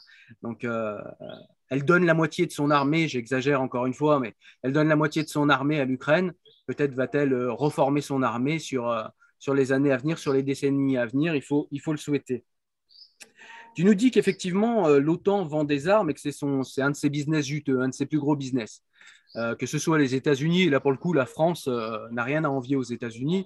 On est aussi, enfin, on n'a pas les mêmes échelles, mais en tout cas, c'est vrai que c'est un business important pour nous aussi de vendre des armes. Donc là, on revient à cette histoire de morale, on vend des armes et on prône la paix. Ok, c'est bizarre. Alors on vend des armes, c'est pour faire quoi? C'est pour. Alors on va parler effectivement de dissuasion possible, mais je suis dubitatif quand même. Quand la France vend des armes à l'Arabie Saoudite pour défoncer le Yémen, voilà, je vois pas tellement. Donc il y a des moments où il faut être moral, des moments où il faut pas l'être. J'ai un peu du mal. Ensuite, tu nous parles des États-Unis qui seraient une puissance des plus paisibles. Je rappelle que la genèse, je ne vais pas remonter, hein, mais tu l'as fait un petit peu pour la Russie, mais je rappelle que la genèse de la création des États-Unis, qui n'est pas si vieille, c'est pour ça que je me permets d'y remonter, c'est quand même l'extermination et le remplacement d'un peuple. Donc, voilà. Ensuite, on a une société, nous dirait Tocqueville, qui s'est formée sur l'esclavage et donc sur le communautarisme et qui a vécu quelques guerres en son sein, mais qui, une fois stabilisé, c'est vrai, n'a connu que peu de guerres. Pourquoi? Parce qu'il est seul, isolé sur une île. Donc forcément, c'est vrai que quand on a personne à côté de soi, on a moins de chances de faire la guerre. Et puis aussi parce que les États-Unis ont développé une armée extrêmement puissante. Et comme je le disais, eh bien, on peut comprendre qu'une armée extrêmement puissante, eh bien, elle a des États qui vont plus facilement venir lui demander de l'aide, de la secourir, plutôt que rentrer en conflit avec les intérêts américains. C'est plus compliqué de dire à quelqu'un qui est puissant, non, je ne veux pas. On a vu Cuba, hein, ce qui lui est arrivé. Cuba a dit non. Eh bien, mes amis, vous allez bouffer du rat. Effectivement, ils n'ont pas balancé de bombes, hein, ils les ont laissés crever tout seuls. C'est l'humanisme selon les Américains. C'est peut-être plus humain, mais moi, je ne vois pas de différence avec la guerre en Ukraine, par exemple. Donc voilà. Dans l'OTAN, il y a effectivement des pressions diplomatiques. Et tu nous disais que la France est devenue un département américain. Et tu n'as pas tort, et ça me fait mal de le dire. Et c'est peut-être pour cela que je suis encore irrité. Peut-être que je suis plus de mon époque, en fait. Peut-être que je suis un vieux con qui n'a toujours pas compris que la France est l'Europe, qu'elle est dissoute dans l'Europe et que la souveraineté française a été transférée à cette grande démocratie qu'est l'Europe. C'est ironique, évidemment. Mais moi, je m'y fais pas, en fait. Je ne m'y fais pas. La France doit récupérer. Je pense qu'on ne peut pas récupérer notre souveraineté demain, mais on doit pouvoir récupérer notre souveraineté. On a le plus gros réseau diplomatique mondial devant les États-Unis. C'est pas rien. Tu le disais tout à l'heure, on a une puissance impériale. Cette puissance impériale, en France, pour le coup, elle est diplomatique, donc elle est censée apporter la paix. Et je ne trouve pas la voix de la France, qui a toujours œuvré pour la paix, dans la prise de position qui est la sienne dans le conflit entre les Russes et les Ukrainiens. Et oui, les Russes et les Ukrainiens, pardon. Et donc, pour revenir en fait au début de la question, je vais te poser une question et je vais y répondre moi avant de te laisser répondre, mais je vais y répondre par un mot, t'inquiète pas. Tout simplement pour dire que gagne la France à faire cette guerre. Eh bien, pour moi, elle ne gagne rien. Et donc, je te réitère la question, Alex, s'il te plaît, que va gagner la France? Que va véritablement gagner? Quels sont les intérêts? Alors, tu nous as expliqué tout à l'heure que effectivement, elle gagnait l'intérêt de voir sa parole respectée. Somme toute, l'Ukraine est un pays assez pauvre. Je veux dire, on n'a pas de grands intérêts là-bas. Je voulais juste rajouter une parenthèse, pardon, et après je te laisse la parole. Je voulais juste rajouter une parenthèse. Tu nous disais que la France était désormais un vassal des États-Unis, et parce qu'elle l'a bien choisi, parce qu'elle l'a bien cherché, et c'est vrai qu'on a la politique qu'on peut. Et on aurait envie de répondre ce même argument à l'Ukraine. On a la politique qu'on peut. On a une politique qui a à voir avec sa géographie.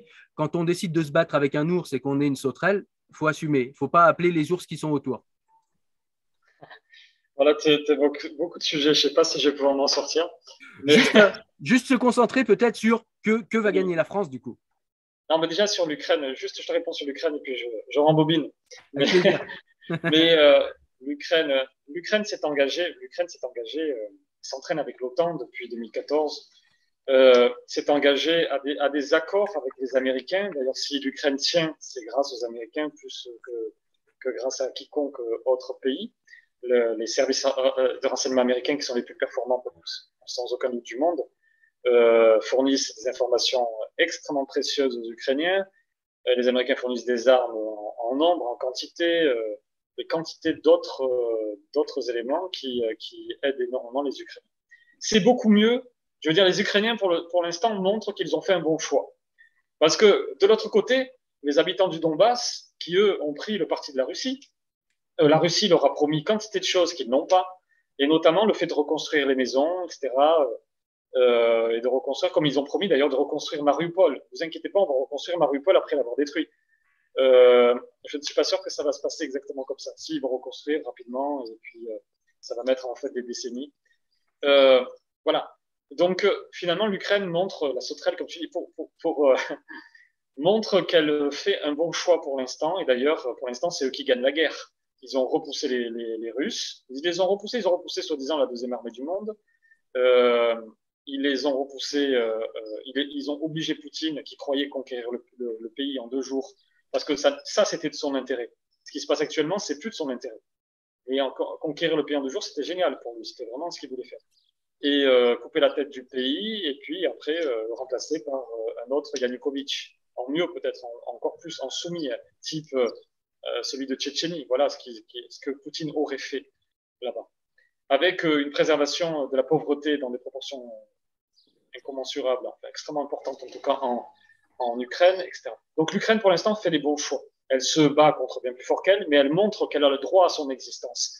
Il n'y a pas de secret dans la vie. Tous les pays qui existent vraiment se sont battus toute leur existence. Nous autres d'ailleurs, la France, nous sommes le pays du monde qui s'est le plus battu dans l'histoire du monde, qui a mené le plus de batailles, le plus de guerres et qui en a le plus gagné d'ailleurs en nombre. Voilà, c'est important de le rappeler. Et on a gagné notre droit existant à l'existence grâce à cela. Les Ukrainiens sont en train de le montrer. Il y a une quantité d'avantages pour eux. Ils montrent que, en tout cas, ils sont en train de gagner aussi une unité populaire extrêmement importante. Voilà. Nous autres, nos intérêts là-dedans, ils sont déjà d'être du bon côté, du côté des mandats de l'ONU, du côté des instances internationales, du côté parce que faut-il le rappeler, il n'y a plus que 5 pays qui ont défendu la Russie dans cette affaire. Tous les autres pays ont quand même, il y en a quelques-uns qui ont été neutres, sinon tous ont voté pour la fin je ne sais plus quoi, la fin du conflit en Ukraine, etc. Voilà. On est quand même du côté du sens des articles de l'ONU, on est quand même du côté du sens de la Déclaration des droits de l'homme, qui quand même tous ces traités-là, alors avec leurs grands défauts, j'en conviens, mais c'est le droit international. Donc on est dans le sens du droit international. Je ne sais pas si effectivement qui avait la raison et il vaut mieux mentir, il vaut mieux faire comme la Russie à ce niveau-là. Peut-être pas comme la Russie parce que c'est trop caricatural, mais faire comme d'autres le font, jouer avec tout ça. Voilà, les États-Unis. Mais les États-Unis, encore une fois, là, tu me permets de répondre au sujet que tu évoquais. Les États-Unis ont bien évidemment une histoire violente. Quel pays dans le monde ne l'a pas? La Chine n'a pas une histoire violente. Quel pays? Toute l'histoire de la politique, c'est l'histoire de la violence. Il s'agit de récupérer des territoires sur lesquels qu'on annexe. Parce que c'est ça l'histoire de la politique. Qu'on soit 2, 3 ou 4, on annexe des territoires et puis Après, on dit, ben, ceci est à moi. Tu sais, c'est la phrase un petit peu de Rousseau dans son discours Ouais, sur les inégalités. On ouais, dit, c'est vrai. ceci est à moi et l'autre, c'est le fondement de la propriété pour lui. Mais euh, voilà un petit peu ce qui s'est passé en matière de politique. Ceci est à moi. Et puis maintenant, vous respectez les règles, sinon, ben, bon, on s'arrange, ou sinon on vous met en esclavage. L'esclavage existe depuis les premières cités. La ville je crois qu'elle s'appelle Tatsa Oyuk, je le prononce sans doute mal, une des premières villes qu'on ait découvertes 8000 ans avant Jésus-Christ, 7000 ans en Turquie. 7000 ans avant Jésus-Christ, il y avait déjà l'esclavage, il y avait déjà des murailles, ça signifie que déjà il y avait des gens hostiles, ou peut-être que la ville était hostile avec les autres, etc. L'hostilité est fondatrice, la guerre fait partie de l'homme. On se demande même, disait Emmanuel Kant dans son traité de paix perpétuelle, on se demande même si elle n'est pas consubstantielle à la nature humaine. Voilà. Mais si le début de la politique, c'est la guerre, il s'avère que peu à peu, elle a évolué vers une autre essence, la paix, son contraire. Et on essaye, en tout cas par l'intermédiaire de la guerre, de préserver la paix. Les Américains font ça. Ils ont commencé avec une histoire, bien évidemment, des plus tragiques. Mais de plus en plus, ben, ils sont plus regardants du droit international. Mais je vais te dire, en ayant compris quelque chose d'intelligent, je ne suis pas en train de remettre en question la notion de domination. La notion de domination est fondamentale. Elle est consubstantielle à l'homme et à la nature. Mais on peut dominer de manière plus intelligente que d'autres. Et les Ce que je Américains. voudrais que la France fasse en Ukraine. C'est parfait. Oui, voilà.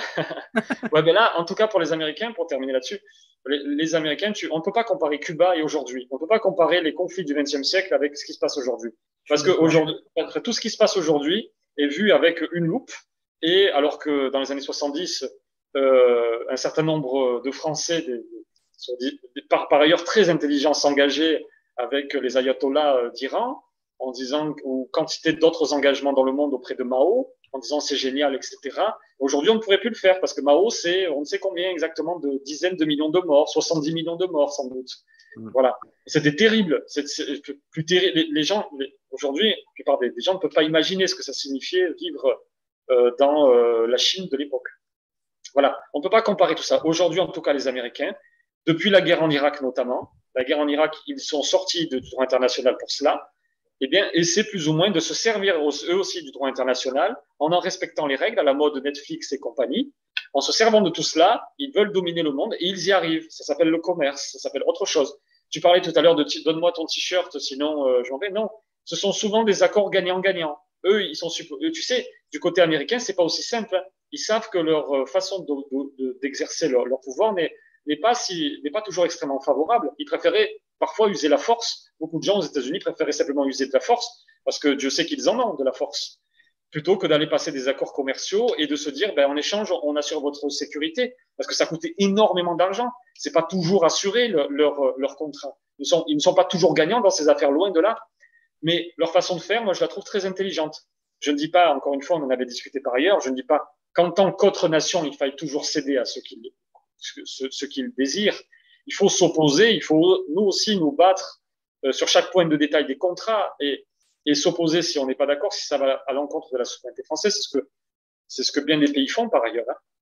Mais, mais dès lors que l'on passe accord avec eux, et dès lors que on les accepte un petit peu comme nos grands frères, eh bien, on n'est pas perdant. La plupart des pays du monde qui ont des bons accords avec les États-Unis, l'Australie, etc., le Mexique, le Canada, la plupart des pays qui sont en accord avec eux sont gagnants. C'est d'ailleurs pour la raison pour laquelle ils s'engagent avec les États-Unis. Ils sont gagnants. Tous les pays d'Europe de l'Est s'engagent militairement avec les États-Unis parce qu'ils sont gagnants. Et d'ailleurs, ils sont en même temps intelligents, ils sont engagés économiquement avec les pays de l'Union européenne, mais enfin, les pays de l'Union européenne en général sont engagés avec les États-Unis au travers de l'OTAN.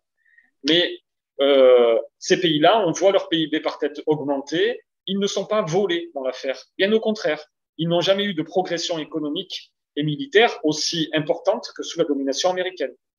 Voilà. Je ne suis pas certain qu'on puisse dire la même chose des États-Unis, qui ne sont pas toujours extrêmement gagnants dans leurs accords.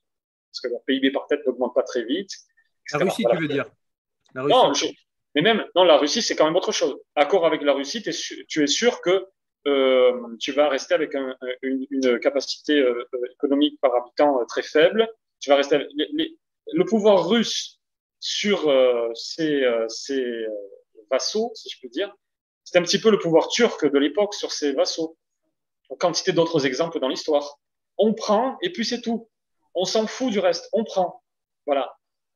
Et alors que voilà, c'est la raison pour laquelle tous fuient. Qui veut être annexe, qui veut être sous domination russe aujourd'hui? Pas grand monde. Alors, il faut une grande désinformation. C'est ce qui se passe au Donbass. Il y a une grande désinformation. Ils ne regardent que les télévisions russes. Les télévisions russes sont aussi bien administrées que les télévisions chinoises. Il n'y a aucune liberté d'expression. Tout est réglé jusqu'à la virgule près dans ce que disent les commentateurs, les journalistes, etc. Et donc, il faut cela pour que les habitants du Donbass préfèrent se rapprocher de Moscou plutôt que de l'Union européenne. Voilà. Même si l'Union européenne a ses défauts, les Américains ont leurs défauts, j'en conviens largement. Et je suis moi-même un des premiers à lutter contre ces défauts-là. La domination totale de l'économie sur la politique dans le monde occidental est un grand problème. Nous avons d'immenses problèmes. Mais ces problèmes sont inférieurs à ceux que nous aurions si nous étions sous domination russe. Voilà. D'accord. Bah écoute, j'aurais mille choses à te répondre, mais il faut un moment qu'on avance. Ouais. donc on va avancer au point suivant qui est eh bien, l'implication de la France conduit-elle, pardon, ça y est, je perds mes mots. L'implication de la France conduit-elle à la paix dans le monde ou à la guerre plutôt? C'est-à-dire, est-ce qu'on va vers plutôt un conflit global ou est-ce qu'on va vers la paix? Et est-ce que la stratégie qui a été utilisée, j'ai envie de dire par la France, mais en fin de compte par l'OTAN, puisque la France n'a pas de stratégie indépendante, hein, elle doit demander, s'il vous plaît, les 27, vous êtes d'accord? Super, ouais, on va demander aux États-Unis ensemble. Bref, j'exagère parce que je fais de l'ironie, parce que véritablement, ça m'irrite en fait. Parce que même la question, en fait, se demander si ce que fait la France conduit à la paix, la question me paraît nulle et non avenue, parce que la France n'a pas, pour moi, je l'ai dit déjà, la France n'a pas de voix indépendante. Elle a une petite voix diplomatique par le fait que, effectivement, Emmanuel Macron est une voix dissidente, mais elle a peu de voix elle-même, donc c'est compliqué. Alors du coup, pour continuer l'échange au niveau de cette question qui nous occupe, qui est l'implication de la France dans cette guerre et peut-être plus largement de l'OTAN dans cette guerre, est-ce que ça conduit à la paix ou à la guerre? J'ai l'impression, moi, que ça va conduire à la guerre, tout simplement parce que si on humilie une nation, on a vu plusieurs fois dans l'histoire que une nation qui a un petit peu d'amour-propre, ou bien elle se suicide, ou bien elle a ici un rêve de vengeance. Et surtout quand c'est une puissance nucléaire, c'est toujours un petit peu compliqué d'humilier ces nations-là. Et on voit chez les Occidentaux beaucoup d'émotivité, beaucoup d'émotions. Est-ce que c'est la féminisation des hommes dont nous parlent certains? Je ne sais pas. Non, c'est une petite plaisanterie que je place là, mais c'est vrai qu'il y a beaucoup d'émotivité et pas assez de rationalité. Quand on voit des gens, des responsables politiques qui nous disent qu'il y a actuellement en fait un génocide en cours, qu'il y a des crimes de guerre alors même qu'il n'y a pas eu de jugement. Je rappelle que ce sont quand même des définitions juridiques. On a les Palestiniens qui nous parlent également de génocide depuis très longtemps. On sait que c'est faux, parce que sinon il n'y aurait plus de Palestiniens depuis le temps. Je vais me faire des amis là, dans ceux qui vont regarder la vidéo. Mais simplement pour dire que voilà, on voit des gens qui font des déclarations tonitruantes et qui sont en fait dans l'humiliation, une humiliation qui ne mène pas à la paix. En principe, la diplomatie, ce n'est pas quelque chose qui se fait, ou alors c'est tout simplement que les pays occidentaux essayent de soigner leur politique intérieure par l'extérieur, comme le font les dictatures, parce qu'ils n'ont plus rien à faire à l'intérieur. Parce que je ne vois pas l'intérêt de ce genre de diplomatie. Habituellement, la diplomatie, c'est quelque chose qui se fait en souterrain. Les peuples ne sont pas au courant et on essaye de concilier, comme tu le disais, les accords de chacun. Et là, pour le coup, on ne voit pas chez les États-Unis la volonté de vouloir concilier les intérêts de chacun. Au contraire, on voit une véritable volonté de vouloir humilier la Russie, de vouloir mettre à terre la Russie. Et même s'ils y arrivaient, j'ai envie de dire, ils ont encore des ogives nucléaires. À quoi ça nous avancerait? Je veux dire, c'est toujours très dangereux de mettre quelqu'un face à la situation, et je le sais pour l'avoir vécu personnellement, c'est toujours très dangereux de mettre quelqu'un face à la situation de ne plus rien avoir à perdre. C'est toujours très dangereux. Je te remercie pour ton intervention, Cyril. Tu as encore évoqué beaucoup de sujets tout à fait intéressants. L'humiliation, commencer là-dessus. Bon, je ne sais pas si c'est par là qu'il est le mieux de commencer. Je crois que c'est mieux de commencer en fait par la notion d'armement. Il est vrai que quand on écrit ça sur papier, quand on arme une nation dans une guerre contre une nation nucléaire, bien, ça peut faire frémir. parce que nous participons donc à l'armement d'une nation qui effectivement est en guerre contre une autre et qui, elle, a la capacité de détruire le monde entier. Il me semble que l'un des derniers missiles de la Russie, si tant est qu'il arrive jusqu'à chez nous, parce que là aussi, il faut voir après dans les faits si le missile peut venir jusqu'ici. Mais le Titan 2 ou je ne sais quoi. Satan 2. De quoi? Satan 2. Satan 2, exact. Détruirait la France dans son intégralité, point d'impact, je ne sais quoi. Bon, oui, d'accord. Mais qu'est-ce qu'on fait maintenant? Alors, on cède à tout ce que la Russie veut. On cède, la Russie veut l'Ukraine, eh bien on cède. Les Ukrainiens, d'ailleurs, non contents de devoir, je veux dire, on n'aurait simplement que le choix entre disparaître physiquement et disparaître culturellement, nationalement, enfin, disparaître en tant que société, en tant que nation. Moi, simplement, si j'étais ukrainien, je ferais exactement ce que Zelensky fait. D'ailleurs, je dis que Zelensky a eu un courage immense, ça n'était pas facile. Il s'en est très bien sorti alors que tout le monde lui promettait la disparition, la mort. Et il s'en est très très bien sorti, ce qui était d'un pari. Pour l'instant, j'imagine que beaucoup d'entre nous désormais vont dire bah, c'est normal, c'est naturel, il s'en est sorti, c'est une décision comme l'autre, mais non.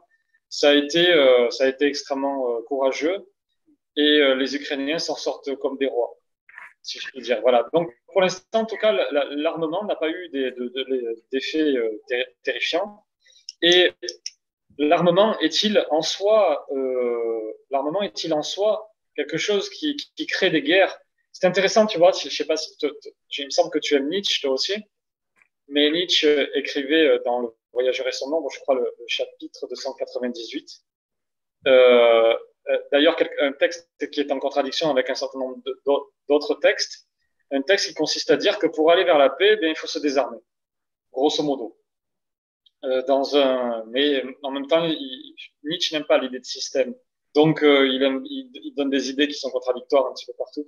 Et bien évidemment que ça va à l'encontre de l'esprit nietzschéen qui est plutôt que l'essence de la vie, c'est la guerre, et que les institutions libérales sont des institutions qui dressent les hommes, qui les écrasent, parce que la vraie liberté, elle s'exerce dans la guerre, dit-il dans le paragraphe 38 des... mince. Ah, ça ne me revient pas. Je peux pas t'aider, désolé.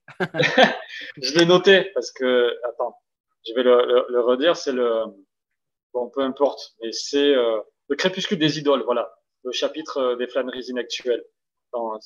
Il appelle ça mon idée de liberté. La liberté s'exerce dans la guerre et pas ailleurs, voilà. Simplement pour dire que l'armement en tant que tel, malgré ce que dit Nietzsche, enfin en l'occurrence dans Le Voyageur et son ombre, l'armement peut mener à la guerre, comme il est condition de la guerre, bien évidemment que pour faire la guerre, il faut être armé, mais en même temps, il est condition de la paix. Ce qu'on observe dans l'histoire, c'est du si vis pacem parabellum, c'est-à-dire le proverbe romain, si tu veux faire la paix, prépare la guerre. Voilà ce que l'on observe. Et je vais te dire, parce qu'il y a pire que la guerre. On observe la guerre. Alors certes, effectivement, la guerre nucléaire, je ne crois pas qu'il y ait pire, parce que les deux sont synonymes, mais il y a pire que la guerre, en général, et c'est la mort, ou la soumission, ou l'esclavage. Et donc, des deux, dans l'histoire de l'humanité, les hommes ont fait le choix de la guerre, très souvent en tout cas. Donc, on ne peut pas établir de relation nécessaire comme ça sur le plan principiel entre l'armement de l'Ukraine et une guerre nucléaire. On ne peut pas établir comme ça de relation. On ne sait pas. Moi, ce que j'observe, c'est que il n'y a pas, les probabilités ne sont, les conditions ne sont pas réunies pour une guerre nucléaire. La Russie n'avait pas intérêt à s'engager dans une guerre avec l'Ukraine qui dure, une guerre qui dure comme celle qui est actuellement. Et elle se retrouve là, empêchée, embêtée, parce que si Poutine est fou, il n'est pas non plus suicidaire. Et puis, il ne sera pas le seul le jour où il faudra appuyer sur le missile, le bouton du missile nucléaire à le faire. Et il y a quantité d'obstacles à cela. Et puis, ça n'aurait aucun intérêt parce qu'il signerait sa fin instantanément. Certes, il détruirait sans doute d'autres capitales, d'autres pays, mais instantanément, il serait mort lui aussi. Parce que, pareil, de l'autre côté, il y a des pays qui sont extrêmement armés sur le plan nucléaire. Donc, ça n'a pas grand intérêt d'aller. Il ne me semble pas que les conditions soient requises pour une guerre nucléaire. On ne va pas vers une guerre. Tout le monde parle de guerre mondiale et en référence les deux grandes guerres D'ailleurs, je crois que c'était ce qu'Henri Guénaud disait. Euh, mais non, encore une fois, c'est avoir peu de mémoire que de se rappeler uniquement de ces deux guerres. L'histoire de l'humanité, c'est une histoire de guerre. Donc des guerres, il y en a eu des milliers, des dizaines de milliers, voire plus, des guerres importantes. Et donc là, on a eu deux guerres extrêmement meurtrières au XXe siècle. On ne peut pas toujours se référer à ces guerres-là. Pour l'instant, cette guerre qui se profile, elle n'est pas du tout sous ce format-là. On s'engage à pas feutrer dans cette guerre. On fait très attention à ne pas trop, à ce que ça ne soit pas trop visible non plus. Voilà ce qui se passe actuellement. Et donc non, ben, la guerre, elle est russo-ukrainienne et elle ne se fait pas sur le plan nucléaire. Il n'y a aucun intérêt pour la Russie, pour l'instant, à s'engager là-dedans. Elle va essayer de la gagner, cette guerre, sans force nucléaire. Et même si elle la perd, j'ai l'impression que la grande probabilité est que ben, elle fasse semblant, comme elle l'a fait, elle fasse semblant que c'était décidé, c'est bon, nous avons eu ce que nous voulons, nous nous retirons, etc. Et puis de l'autre côté, ensuite, les pays occidentaux lui proposeront à la Russie quelque chose de tout à fait honorable. Ils n'ont, en fait, en Occident, c'est ce que Poutine le sait trop bien. Ce qui règne, c'est la faiblesse. Et donc, qu'importe ce que l'agresseur fait à l'agressé, les pays occidentaux seront tout heureux, peut-être un à un, de venir lui proposer des accords tout à fait intéressants pour rapidement le ramener sur la scène internationale, rapidement le faire réintégrer la scène des personnes honorables. C'est ce qui est profondément scandaleux pour nos politiques par ailleurs. C'est qu'on peut très bien massacrer des dizaines de milliers de personnes, tuer je ne sais combien de dizaines de milliers, peut-être 20 000 actuellement, soldats russes en Ukraine, tuer tout autant de l'autre côté, etc., détruire tout entier un pays, et puis ben, nous autres, avec des gouvernants opportunistes, eh bien, nous proposerons rapidement à la Russie, parce qu'un tel, par exemple, si c'est Marine Le Pen qui est élue dans 5 ans, ou un autre se dira, ben, je vais faire le contraire de mon prédécesseur, et comme Sarkozy l'a fait avec Kadhafi. C'est-à-dire, ben, Kadhafi il est venu, bon, c'est toute chose égale par ailleurs, mais Kadhafi n'était pas fréquentable à l'échelle mondiale et occidentale, et Sarkozy s'est fait un malin plaisir à l'inviter à Paris, à lui ouvrir, à lui donner les clés de Paris en somme. D'ailleurs, aux frais du contribuable français, nous coûtant des centaines de millions d'euros, privatisant la moitié de Paris pour lui. Sarkozy l'américain, de son surnom. Oui, voilà. Entre autres choses scandaleuses, voilà. Simplement pour dire que l'humiliation, je n'y crois pas non plus. On n'humilie pas la Russie, elle s'humilie toute seule, elle cherche, s'il y avait un pays qui veut humilier les autres, c'est elle. Les autres lui tendent les bras en permanence. Personne ne lui a dit on va t'envahir et puis on va te marcher dessus. L'histoire avec l'Allemagne est incomparable. On avait battu au lendemain de la Seconde Guerre mondiale, enfin de la Première Guerre mondiale, l'Allemagne. Et on occupait une partie de son pays, et il me semble une partie du territoire. Donc, encore une fois, là, on n'occupe aucune partie de la Russie, elle n'a aucune raison de se sentir humiliée, elle n'a pas qu'à. C'est pas parce qu'elle est habituée à faire les gros bras et à s'en sortir dans l'impunité la plus totale. Elle a envahi la Géorgie il n'y a pas si longtemps que ça. Elle a récupéré la Transnistrie, enfin, d'une manière ou d'une autre. Elle joue avec tous les pays qui ont autour. Ça, c'était au cours des dernières années. Et puis avant, n'en parlons pas. Donc, non. Et elle menace, et tous les pays savent autour d'elle qu'il faut faire très attention, voilà, le Kazakhstan fait très attention, etc. Donc, voilà, pour te répondre rapidement, et sur l'émotivité, est-ce qu'on est devenu émotif? Bien évidemment qu'on l'est devenu. Est-ce que ça sert nos intérêts? Je ne saurais le dire pour l'instant. Il y a des pays très émotifs, très libéraux, parce que finalement, c'est un peu ça le libéralisme. Ça ira un peu dans ton sens, il y a beaucoup d'émotivité là-dedans, dans le libéralisme. Le monde n'est pas libéral, il est entre deux, mais il a une part de libéralisme. Et il y a des pays très libéraux qui s'en sortent très bien de l'autre côté, avec beaucoup de forces économiques, beaucoup de forces militaires qui avancent bien, dans le bon sens, et puis nous autres, non, pas particulièrement. Donc je ne saurais faire le procès de l'émotivité actuelle, je ne saurais exactement savoir ce que ça signifie. Par contre, côté russe et côté chinois, entre autres, ils sont intimement persuadés que c'est le signe le plus consubstantiel de la décadence occidentale désormais. Voilà. Voilà. J'ai terminé, à toi. Ouais, alors moi je vais faire ma dernière intervention, c'est tout simplement pour dire que je vais répondre tout de suite à ce que tu dis parce que c'est frais dans ma tête et que je ne l'ai pas noté. C'est tout simplement que l'émotivité, effectivement, c'est quelque chose qui n'est pas forcément mauvais parce que quand on est en colère et quand on cherche à se défendre, on est émotif aussi. Donc, il y a aussi quelque chose de positif dans l'émotivité, mais c'est plutôt les personnes qui sont à des postes diplomatiques ou à des postes exécutifs qui, on a l'impression, en Occident, perdent leur nerf, perdent leur sang-froid. Parle, je l'ai dit, de génocide. Bruno Le Maire parlait de mettre la Russie à genoux. L'administration américaine parle d'affaiblir la Russie pour que plus jamais elle ne puisse attaquer qui que ce soit. On n'est pas quand même dans un discours diplomatique de paix. On est plutôt dans un discours diplomatique d'humiliation. Alors peut-être ça fait partie du jeu, j'en sais rien. Je ne suis pas dans les arcades malheureusement de ces administrations, mais je trouve que c'est moyen. Voilà. Pour moi, la diplomatie, c'est pas ça. Alors ensuite, au début de ton intervention, tu nous disais, on a le choix, en gros, entre ou bien l'humiliation, ou bien l'esclavage, ou bien la servitude, ou bien tenir tête et faire la guerre. Alors déjà, notre ami Sun Tzu nous disait que l'art de la guerre, c'est de soumettre l'ennemi sans combat. La Russie a perdu à ce jeu-là, et je crois qu'on est en train de perdre aussi à ce jeu-là. Et l'Ukraine a perdu puisque tout le monde combat. Nous, pour l'instant, c'est par procuration. Peut-être que ce sera pas longtemps par procuration. En tout cas, on a perdu.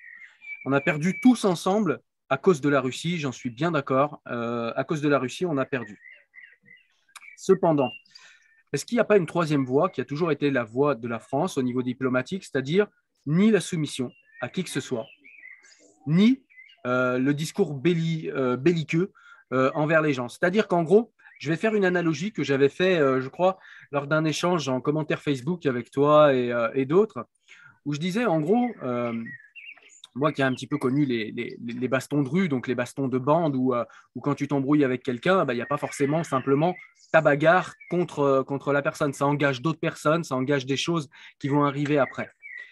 Et donc, quand dans la rue, tu vois deux personnes qui se battent, ou imaginons, je ne sais pas, pour prendre un truc un peu plus saillant au niveau de la compréhension, imaginons deux pontes, en fait, de la mafia italienne qui s'embrouillent dans un bar. Et si jamais ces deux personnes rentrent en conflit, eh bien, il va y avoir derrière des vengeances, des morts, des règlements de compte, etc. Et moi, si j'arrive entre ces deux personnes qui s'embrouillent, je sais qui elles sont, je sais ce qui va se passer si elles s'embrouillent, s'offrent à moi trois possibilités selon moi. La première, enfin, c'est même deux en vérité, parce que la première, c'est de prendre parti pour l'une des personnes, et donc du coup, j'ai choisi, j'ai acté le fait qu'il y aurait guerre, j'ai acté le fait qu'il va falloir subir les conséquences à long terme de cette embrouille, en gros. Ou bien, la deuxième solution qui s'offre à moi, c'est de les prendre tous les deux par le cou, de les faire regarder mes yeux d'une manière vigoureuse, c'est-à-dire que je ne suis pas là dans la soumission, je suis là dans la force, dans la puissance, dans la vigueur, en les regardant dans les yeux et leur disant « Mais arrêtez de faire n'importe quoi, voyez ce que vous êtes en train de faire, vous êtes tous les deux en train de travailler à votre propre perte et en fait à détruire vos propres intérêts. » Je vais arrêter là l'analogie parce qu'elle ne me paraît pas plus pertinente que ça, mais c'est simplement pour faire comprendre que c'est ce que j'attends de la France, c'est-à-dire que la France devrait pouvoir avoir ce discours vigoureux qui n'est ni soumission, ni peur, qui dit, écoute, quand je te parle, tu me regardes dans les yeux, tu me respectes parce que je suis une puissance nucléaire et que je suis pas, voilà, je suis pas un petit pays que tu peux humilier ou soumettre. Cependant, moi, mon intérêt, c'est que tous les deux, c'est-à-dire que les deux belligérants, les deux pays en guerre, c'est que vous rentriez dans une désescalade qui vous amènera à la paix. Voilà, et c'est ça que j'attends de la France, et c'est à mon sens de cette manière qu'on atteint la paix.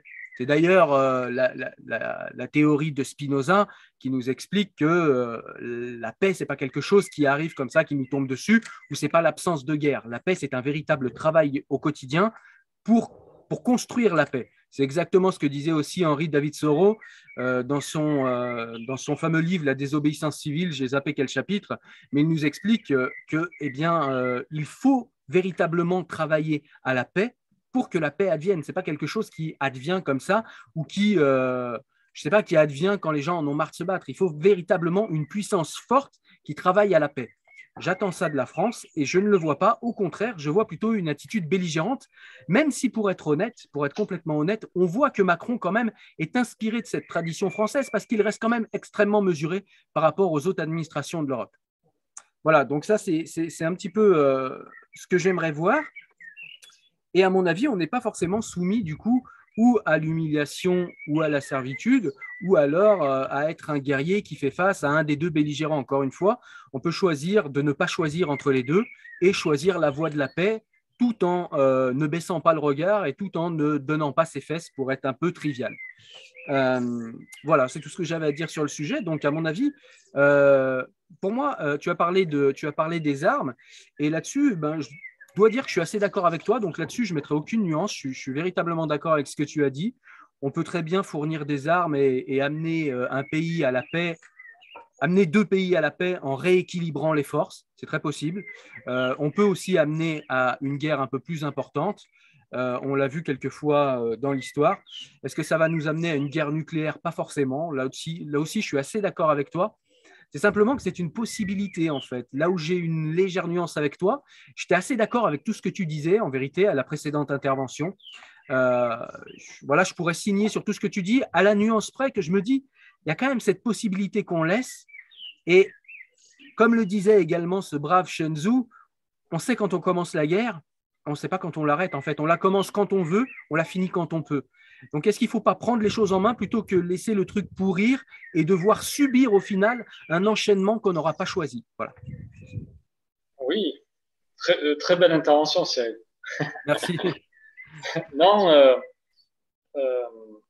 j'ai envie de te dire simplement une phrase très triviale. Tu crois qu'on n'a pas essayé?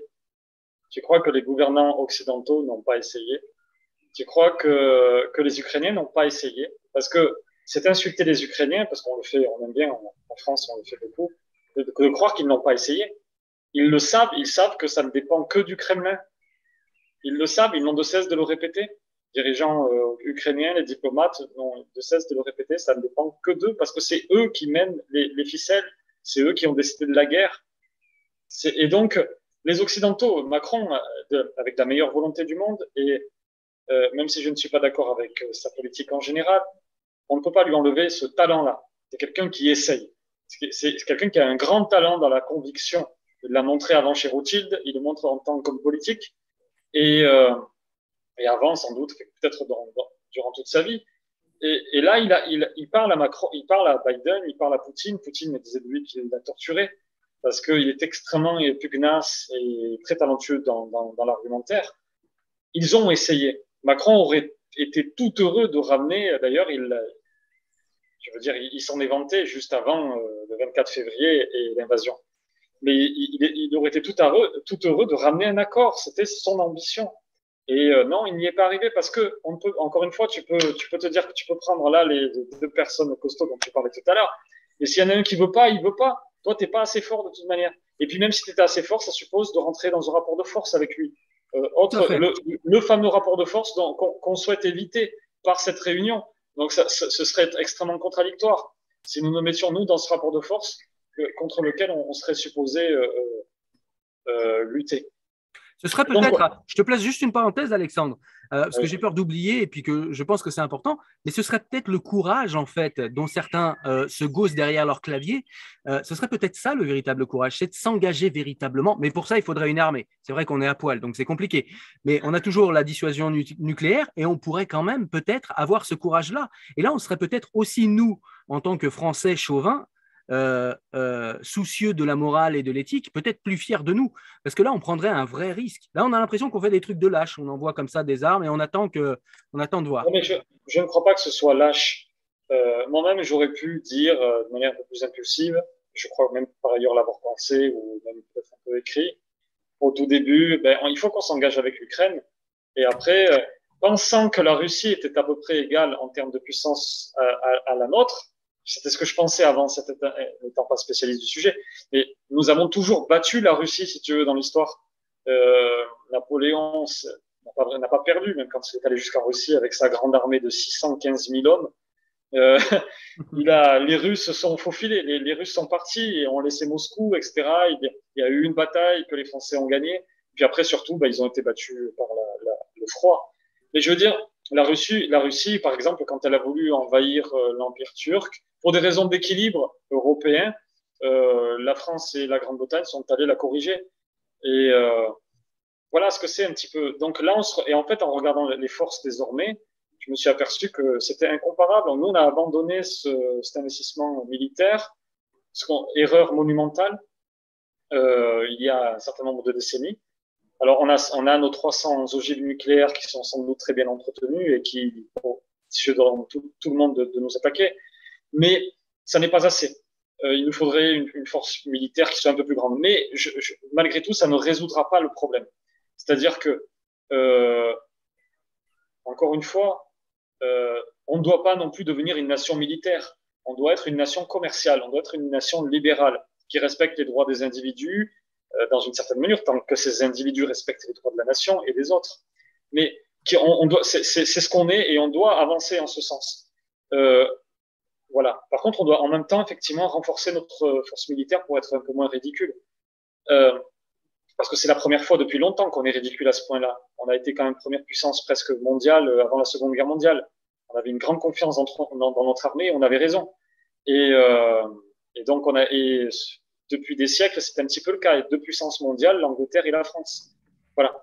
Et donc là, maintenant, notre nouvelle histoire, c'est d'être sixième puissance économique mondiale, quatrième puissance ou cinquième puissance militaire. Mais c'est pas assez, si tu veux. Moi, ça me déçoit, bien évidemment.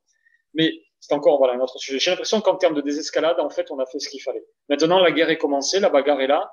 Qu'est-ce qu'on fait? A déclenché cette bagarre. Est-ce qu'on continue à paraître faible? Là, maintenant, la bagarre est lancée, qu'on sauve un peu la face. Ce qu'on fait actuellement, ça me convient, en fait.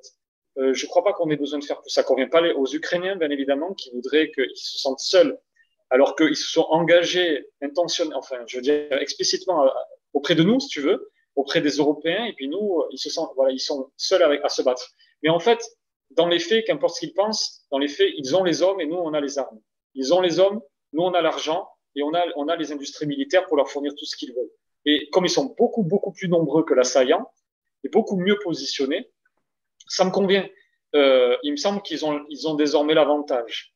Et c'est bien, en fait. C'est très intelligent ce qu'on fait. Et puis surtout, on dissuade d'autres pays de faire la même chose. C'est ce qui est intéressant pour le futur, c'est que la Russie va prendre 8% de récession.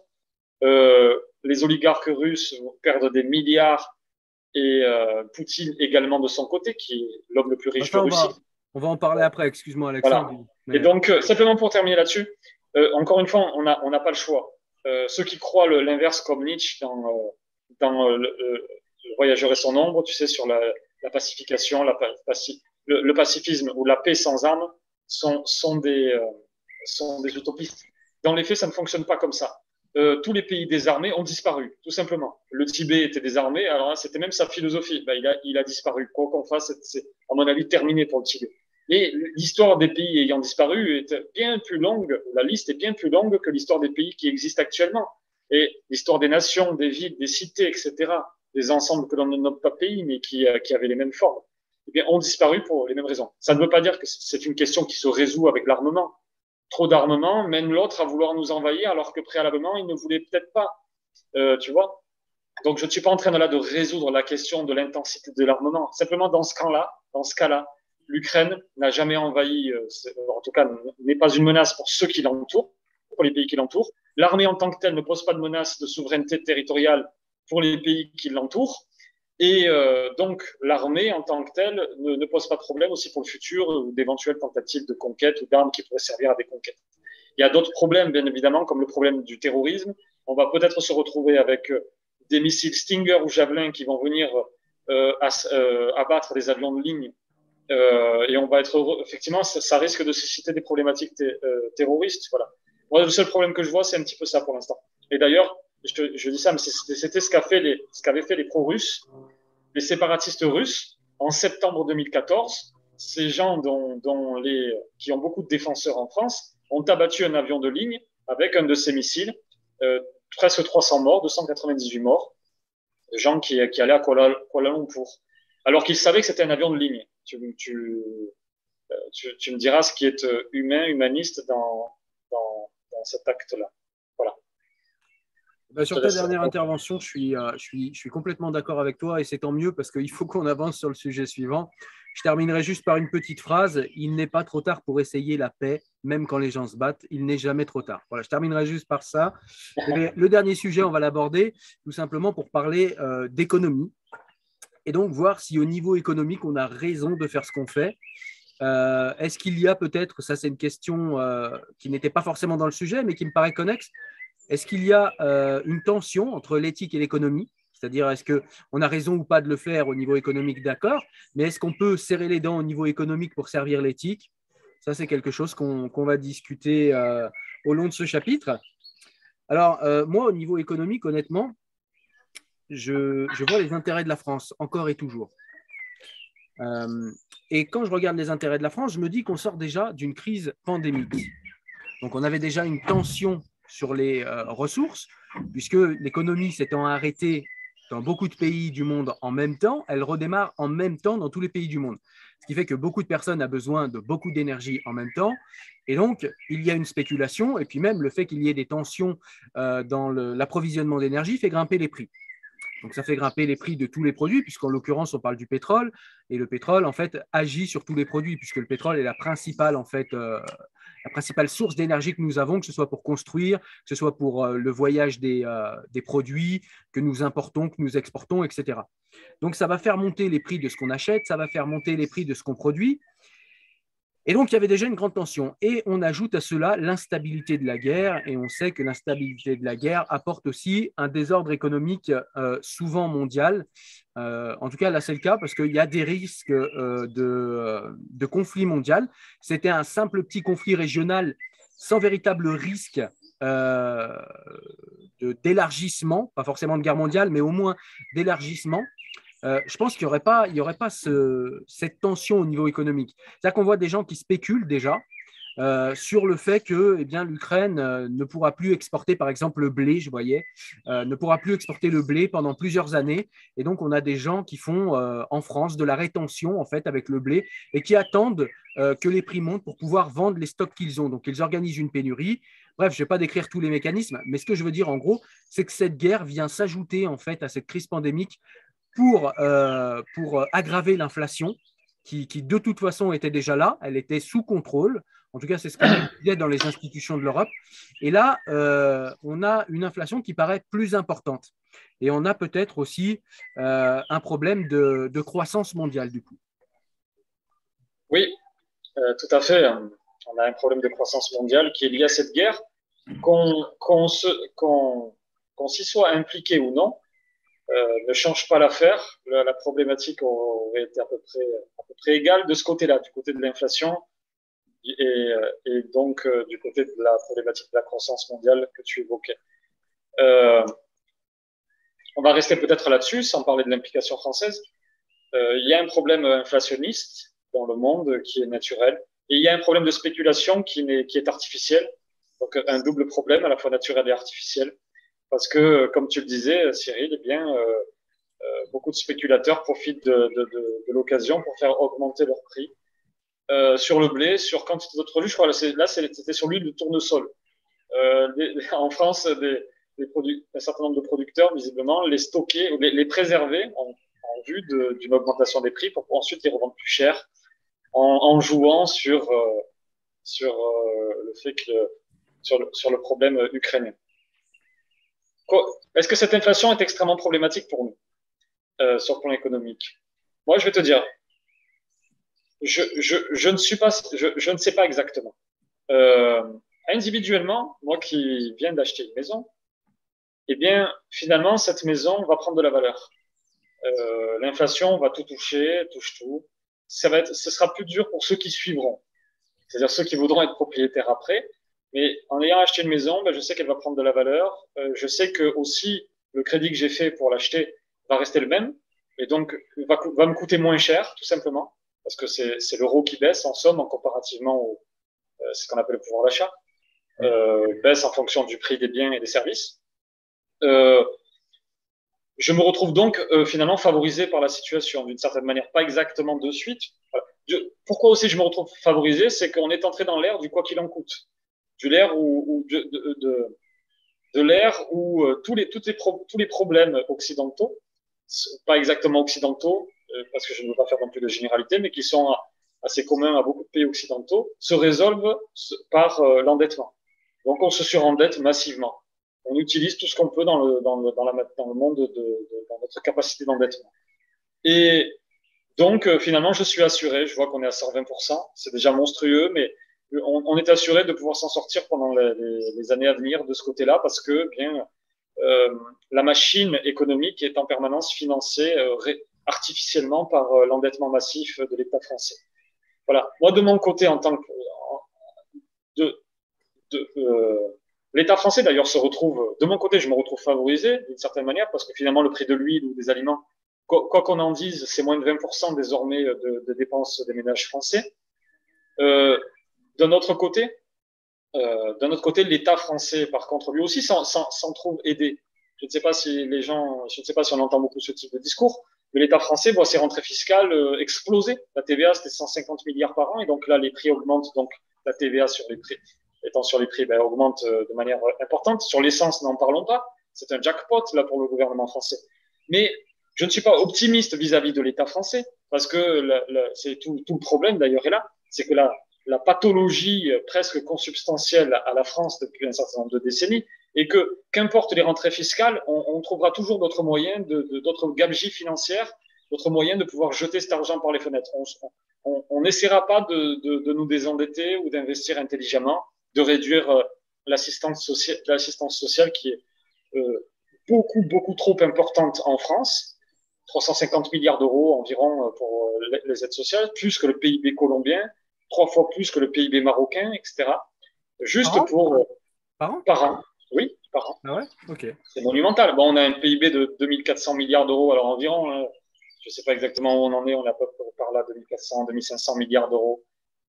Donc oui, c'est une partie de notre production, mais on a un PIB beaucoup plus important que ces pays-là, mais c'est pour dire que c'est monumental. Et puis surtout, on est quand même premier en termes parmi les tout premiers du monde dans les démocraties libérales à dépenser autant. Voilà.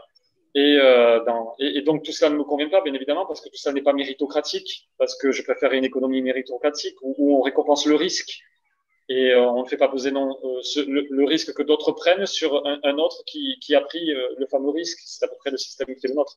Voilà. Et donc quoi qu'on fasse, même cet argent qui rentrera en plus, eh bien on ne s'en servira pas de bonne manière. Donc je ne suis pas très optimiste pour la France. Par contre, à titre individuel, ça dépend vraiment des cas. Les salaires ne vont pas augmenter, ça c'est la maladie française aussi. Les salaires ne sont pas très hauts, ils ne vont pas augmenter, et alors que les prix vont augmenter, donc le pouvoir d'achat va baisser en général. On verra quel impact ça aura sur l'emploi. Mais voilà, c'est pour te dire qu'effectivement, c'est une question assez complexe de savoir où on va. J'entends beaucoup de prophètes sur les plateaux de télé, enfin parfois, mais des gens qui savent tout, mais qui se trompent tout le temps. Donc c'est à peu près ça. Hein. Et ouais. Sur la guerre d'Ukraine, c'est exactement ça. Sur la guerre d'Ukraine, c'était phénoménal. Tous les généraux se passaient à la télévision, disaient en quelques jours, c'est terminé pour l'Ukraine. Tous ceux que j'ai entendus, c'était fini. Et puis là, encore une fois, il n'y a pas si longtemps que ça, il y a 2 ou 3 semaines, un expert économique, d'ailleurs, je ne me souviens plus le nom aussi, très russophile d'une certaine manière, très engagé à gauche en France, et bien lui disait, mais c'est terminé, l'armée ukrainienne va exploser, etc. Et puis non, ben, elle est toujours là, et elle est toujours. Et d'ailleurs, elle récupère des territoires autour de Kharkiv en ce moment, bon voilà, en perdant un petit peu ailleurs, mais elle tient, elle est là. Voilà, donc c'est pour dire que je me garderai bien de faire des prophéties. Ce que je sais, c'est que pour l'État français, je peux en faire parce qu'on peut fonctionner par habitude, mais pour la situation mondiale et la France dans cette situation, c'est quasi inextricable de savoir exactement si cette situation va vraiment nous porter préjudice, ou bien, c'est d'ailleurs, pour tout te dire, Adam Smith disait ça dans La richesse des nations, le fondement de la croissance, ça reste l'innovation, l'innovation, pour faire très court. Et dans des situations compliquées, on peut innover davantage, comme dans la situation des confinements, beaucoup de gens, les entreprises ont été obligées de se numériser, et donc, d'une certaine manière, d'innover. Et ces innovations améliorent la productivité et nous serons utiles, peut-être pas de suite, mais à moyen terme. Donc, voilà, ça pour dire qu'effectivement, la situation est trop inextricable pour savoir exactement ce qu'il en sera. Eh bien, il n'y aura pas de contradiction parce que je suis assez d'accord avec tout ce que tu dis, si ce n'est cette petite nuance qui émane du gauchiste en moi que j'arrive pas à tuer et qui rappelle qu'il y a 80 milliards d'évasion fiscale et que dans les chiffres que tu as donnés sur le social, il y a aussi les aides aux entreprises. Voilà, donc il ne faut pas l'oublier aussi parce que c'est colossal. Contre lesquels je suis opposé aussi. Hein. Contre Ouais, lesquels je suis opposé. eh ben, ça nous fait un point d'accord supplémentaire parce que j'y suis opposé aussi. Je préfère, pour la petite histoire, même si ça ne fait pas partie du débat, je préfère le système danois qui laisse les entreprises s'effondrer, qui forme d'une manière obligatoire les personnes qui se retrouvent au chômage et qui retrouvent étonnamment beaucoup plus rapidement un emploi qu'en France. Je suis d'accord avec toi. Voilà, donc écoute, je pense qu'on peut terminer sur cet accord franc et cordial, et puis sur ces désaccords qu'on a eus tout au long de ce débat. En tout cas, c'était très enrichissant et très intéressant d'écouter en fait les arguments que tu avais, les nuances parfois, et puis les arguments franchement opposés aux miens. Ça permet de discuter sur ce sujet, et c'est quand même pas rien, parce que sur ce sujet, faut l'admettre, on a quand même du mal à discuter. Il y a quand même beaucoup d'émotivité dont je parlais en France ou en Occident plus généralement, où les gens ont du mal à parler de cela d'une manière apaisée et tranquille. Et c'est pour ça que j'ai voulu le faire avec toi, parce que je savais qu'avec toi, ce serait possible. Et honnêtement, autour de moi, ils ne sont pas nombreux. Donc merci, merci Alex. Et je te remercie Cyril aussi pour le débat de qualité. La sympathie, la bonhomie, fondamentale dans les débats, fondamentale pour l'avancée de la vérité. Encore une fois, moi, si je me suis trompé, j'espère que les gens qui nous verront me le diront. Je suis ouvert à la discussion. Je ne cherche pas à avoir systématiquement raison, mais je cherche la raison. Dans cette affaire, encore plus qu'ailleurs, comme on le disait un peu, je suis un peu le spectateur d'Emmanuel Kant dans cette affaire parce que c'est un sujet qui est lointain. Et c'est à ce moment-là qu'on peut essayer peut-être qu'on se rapproche le plus, d'après Emmanuel Kant, de la volonté de la vérité, de la volonté de la morale. Et beaucoup plus que quand on est acteur. Donc, tes arguments, il y en avait un certain nombre qui étaient intéressants. Et on aura l'occasion aussi d'en reparler après coup. Et puis, voilà. Donc, simplement, je voulais aussi te remercier pour ce débat de qualité. Eh bien, merci. Et pour ceux qui nous regardent, merci de nous avoir regardés. Vous aurez tout un tas de liens qu'on vous mettra en description. Je mettrai évidemment les miens. Alex me fera passer aussi certains des liens pour appuyer ses arguments, ce qui permettra à chacun de se faire un avis et éventuellement de participer à ce débat qui était le nôtre aujourd'hui, puis peut-être de nous faire tous avancer ensemble vers ce que Alex appelle justement la raison avec un grand R. Et je suis d'accord avec lui, c'est ce qui importe au final. Merci Alexandre encore. Merci à toi.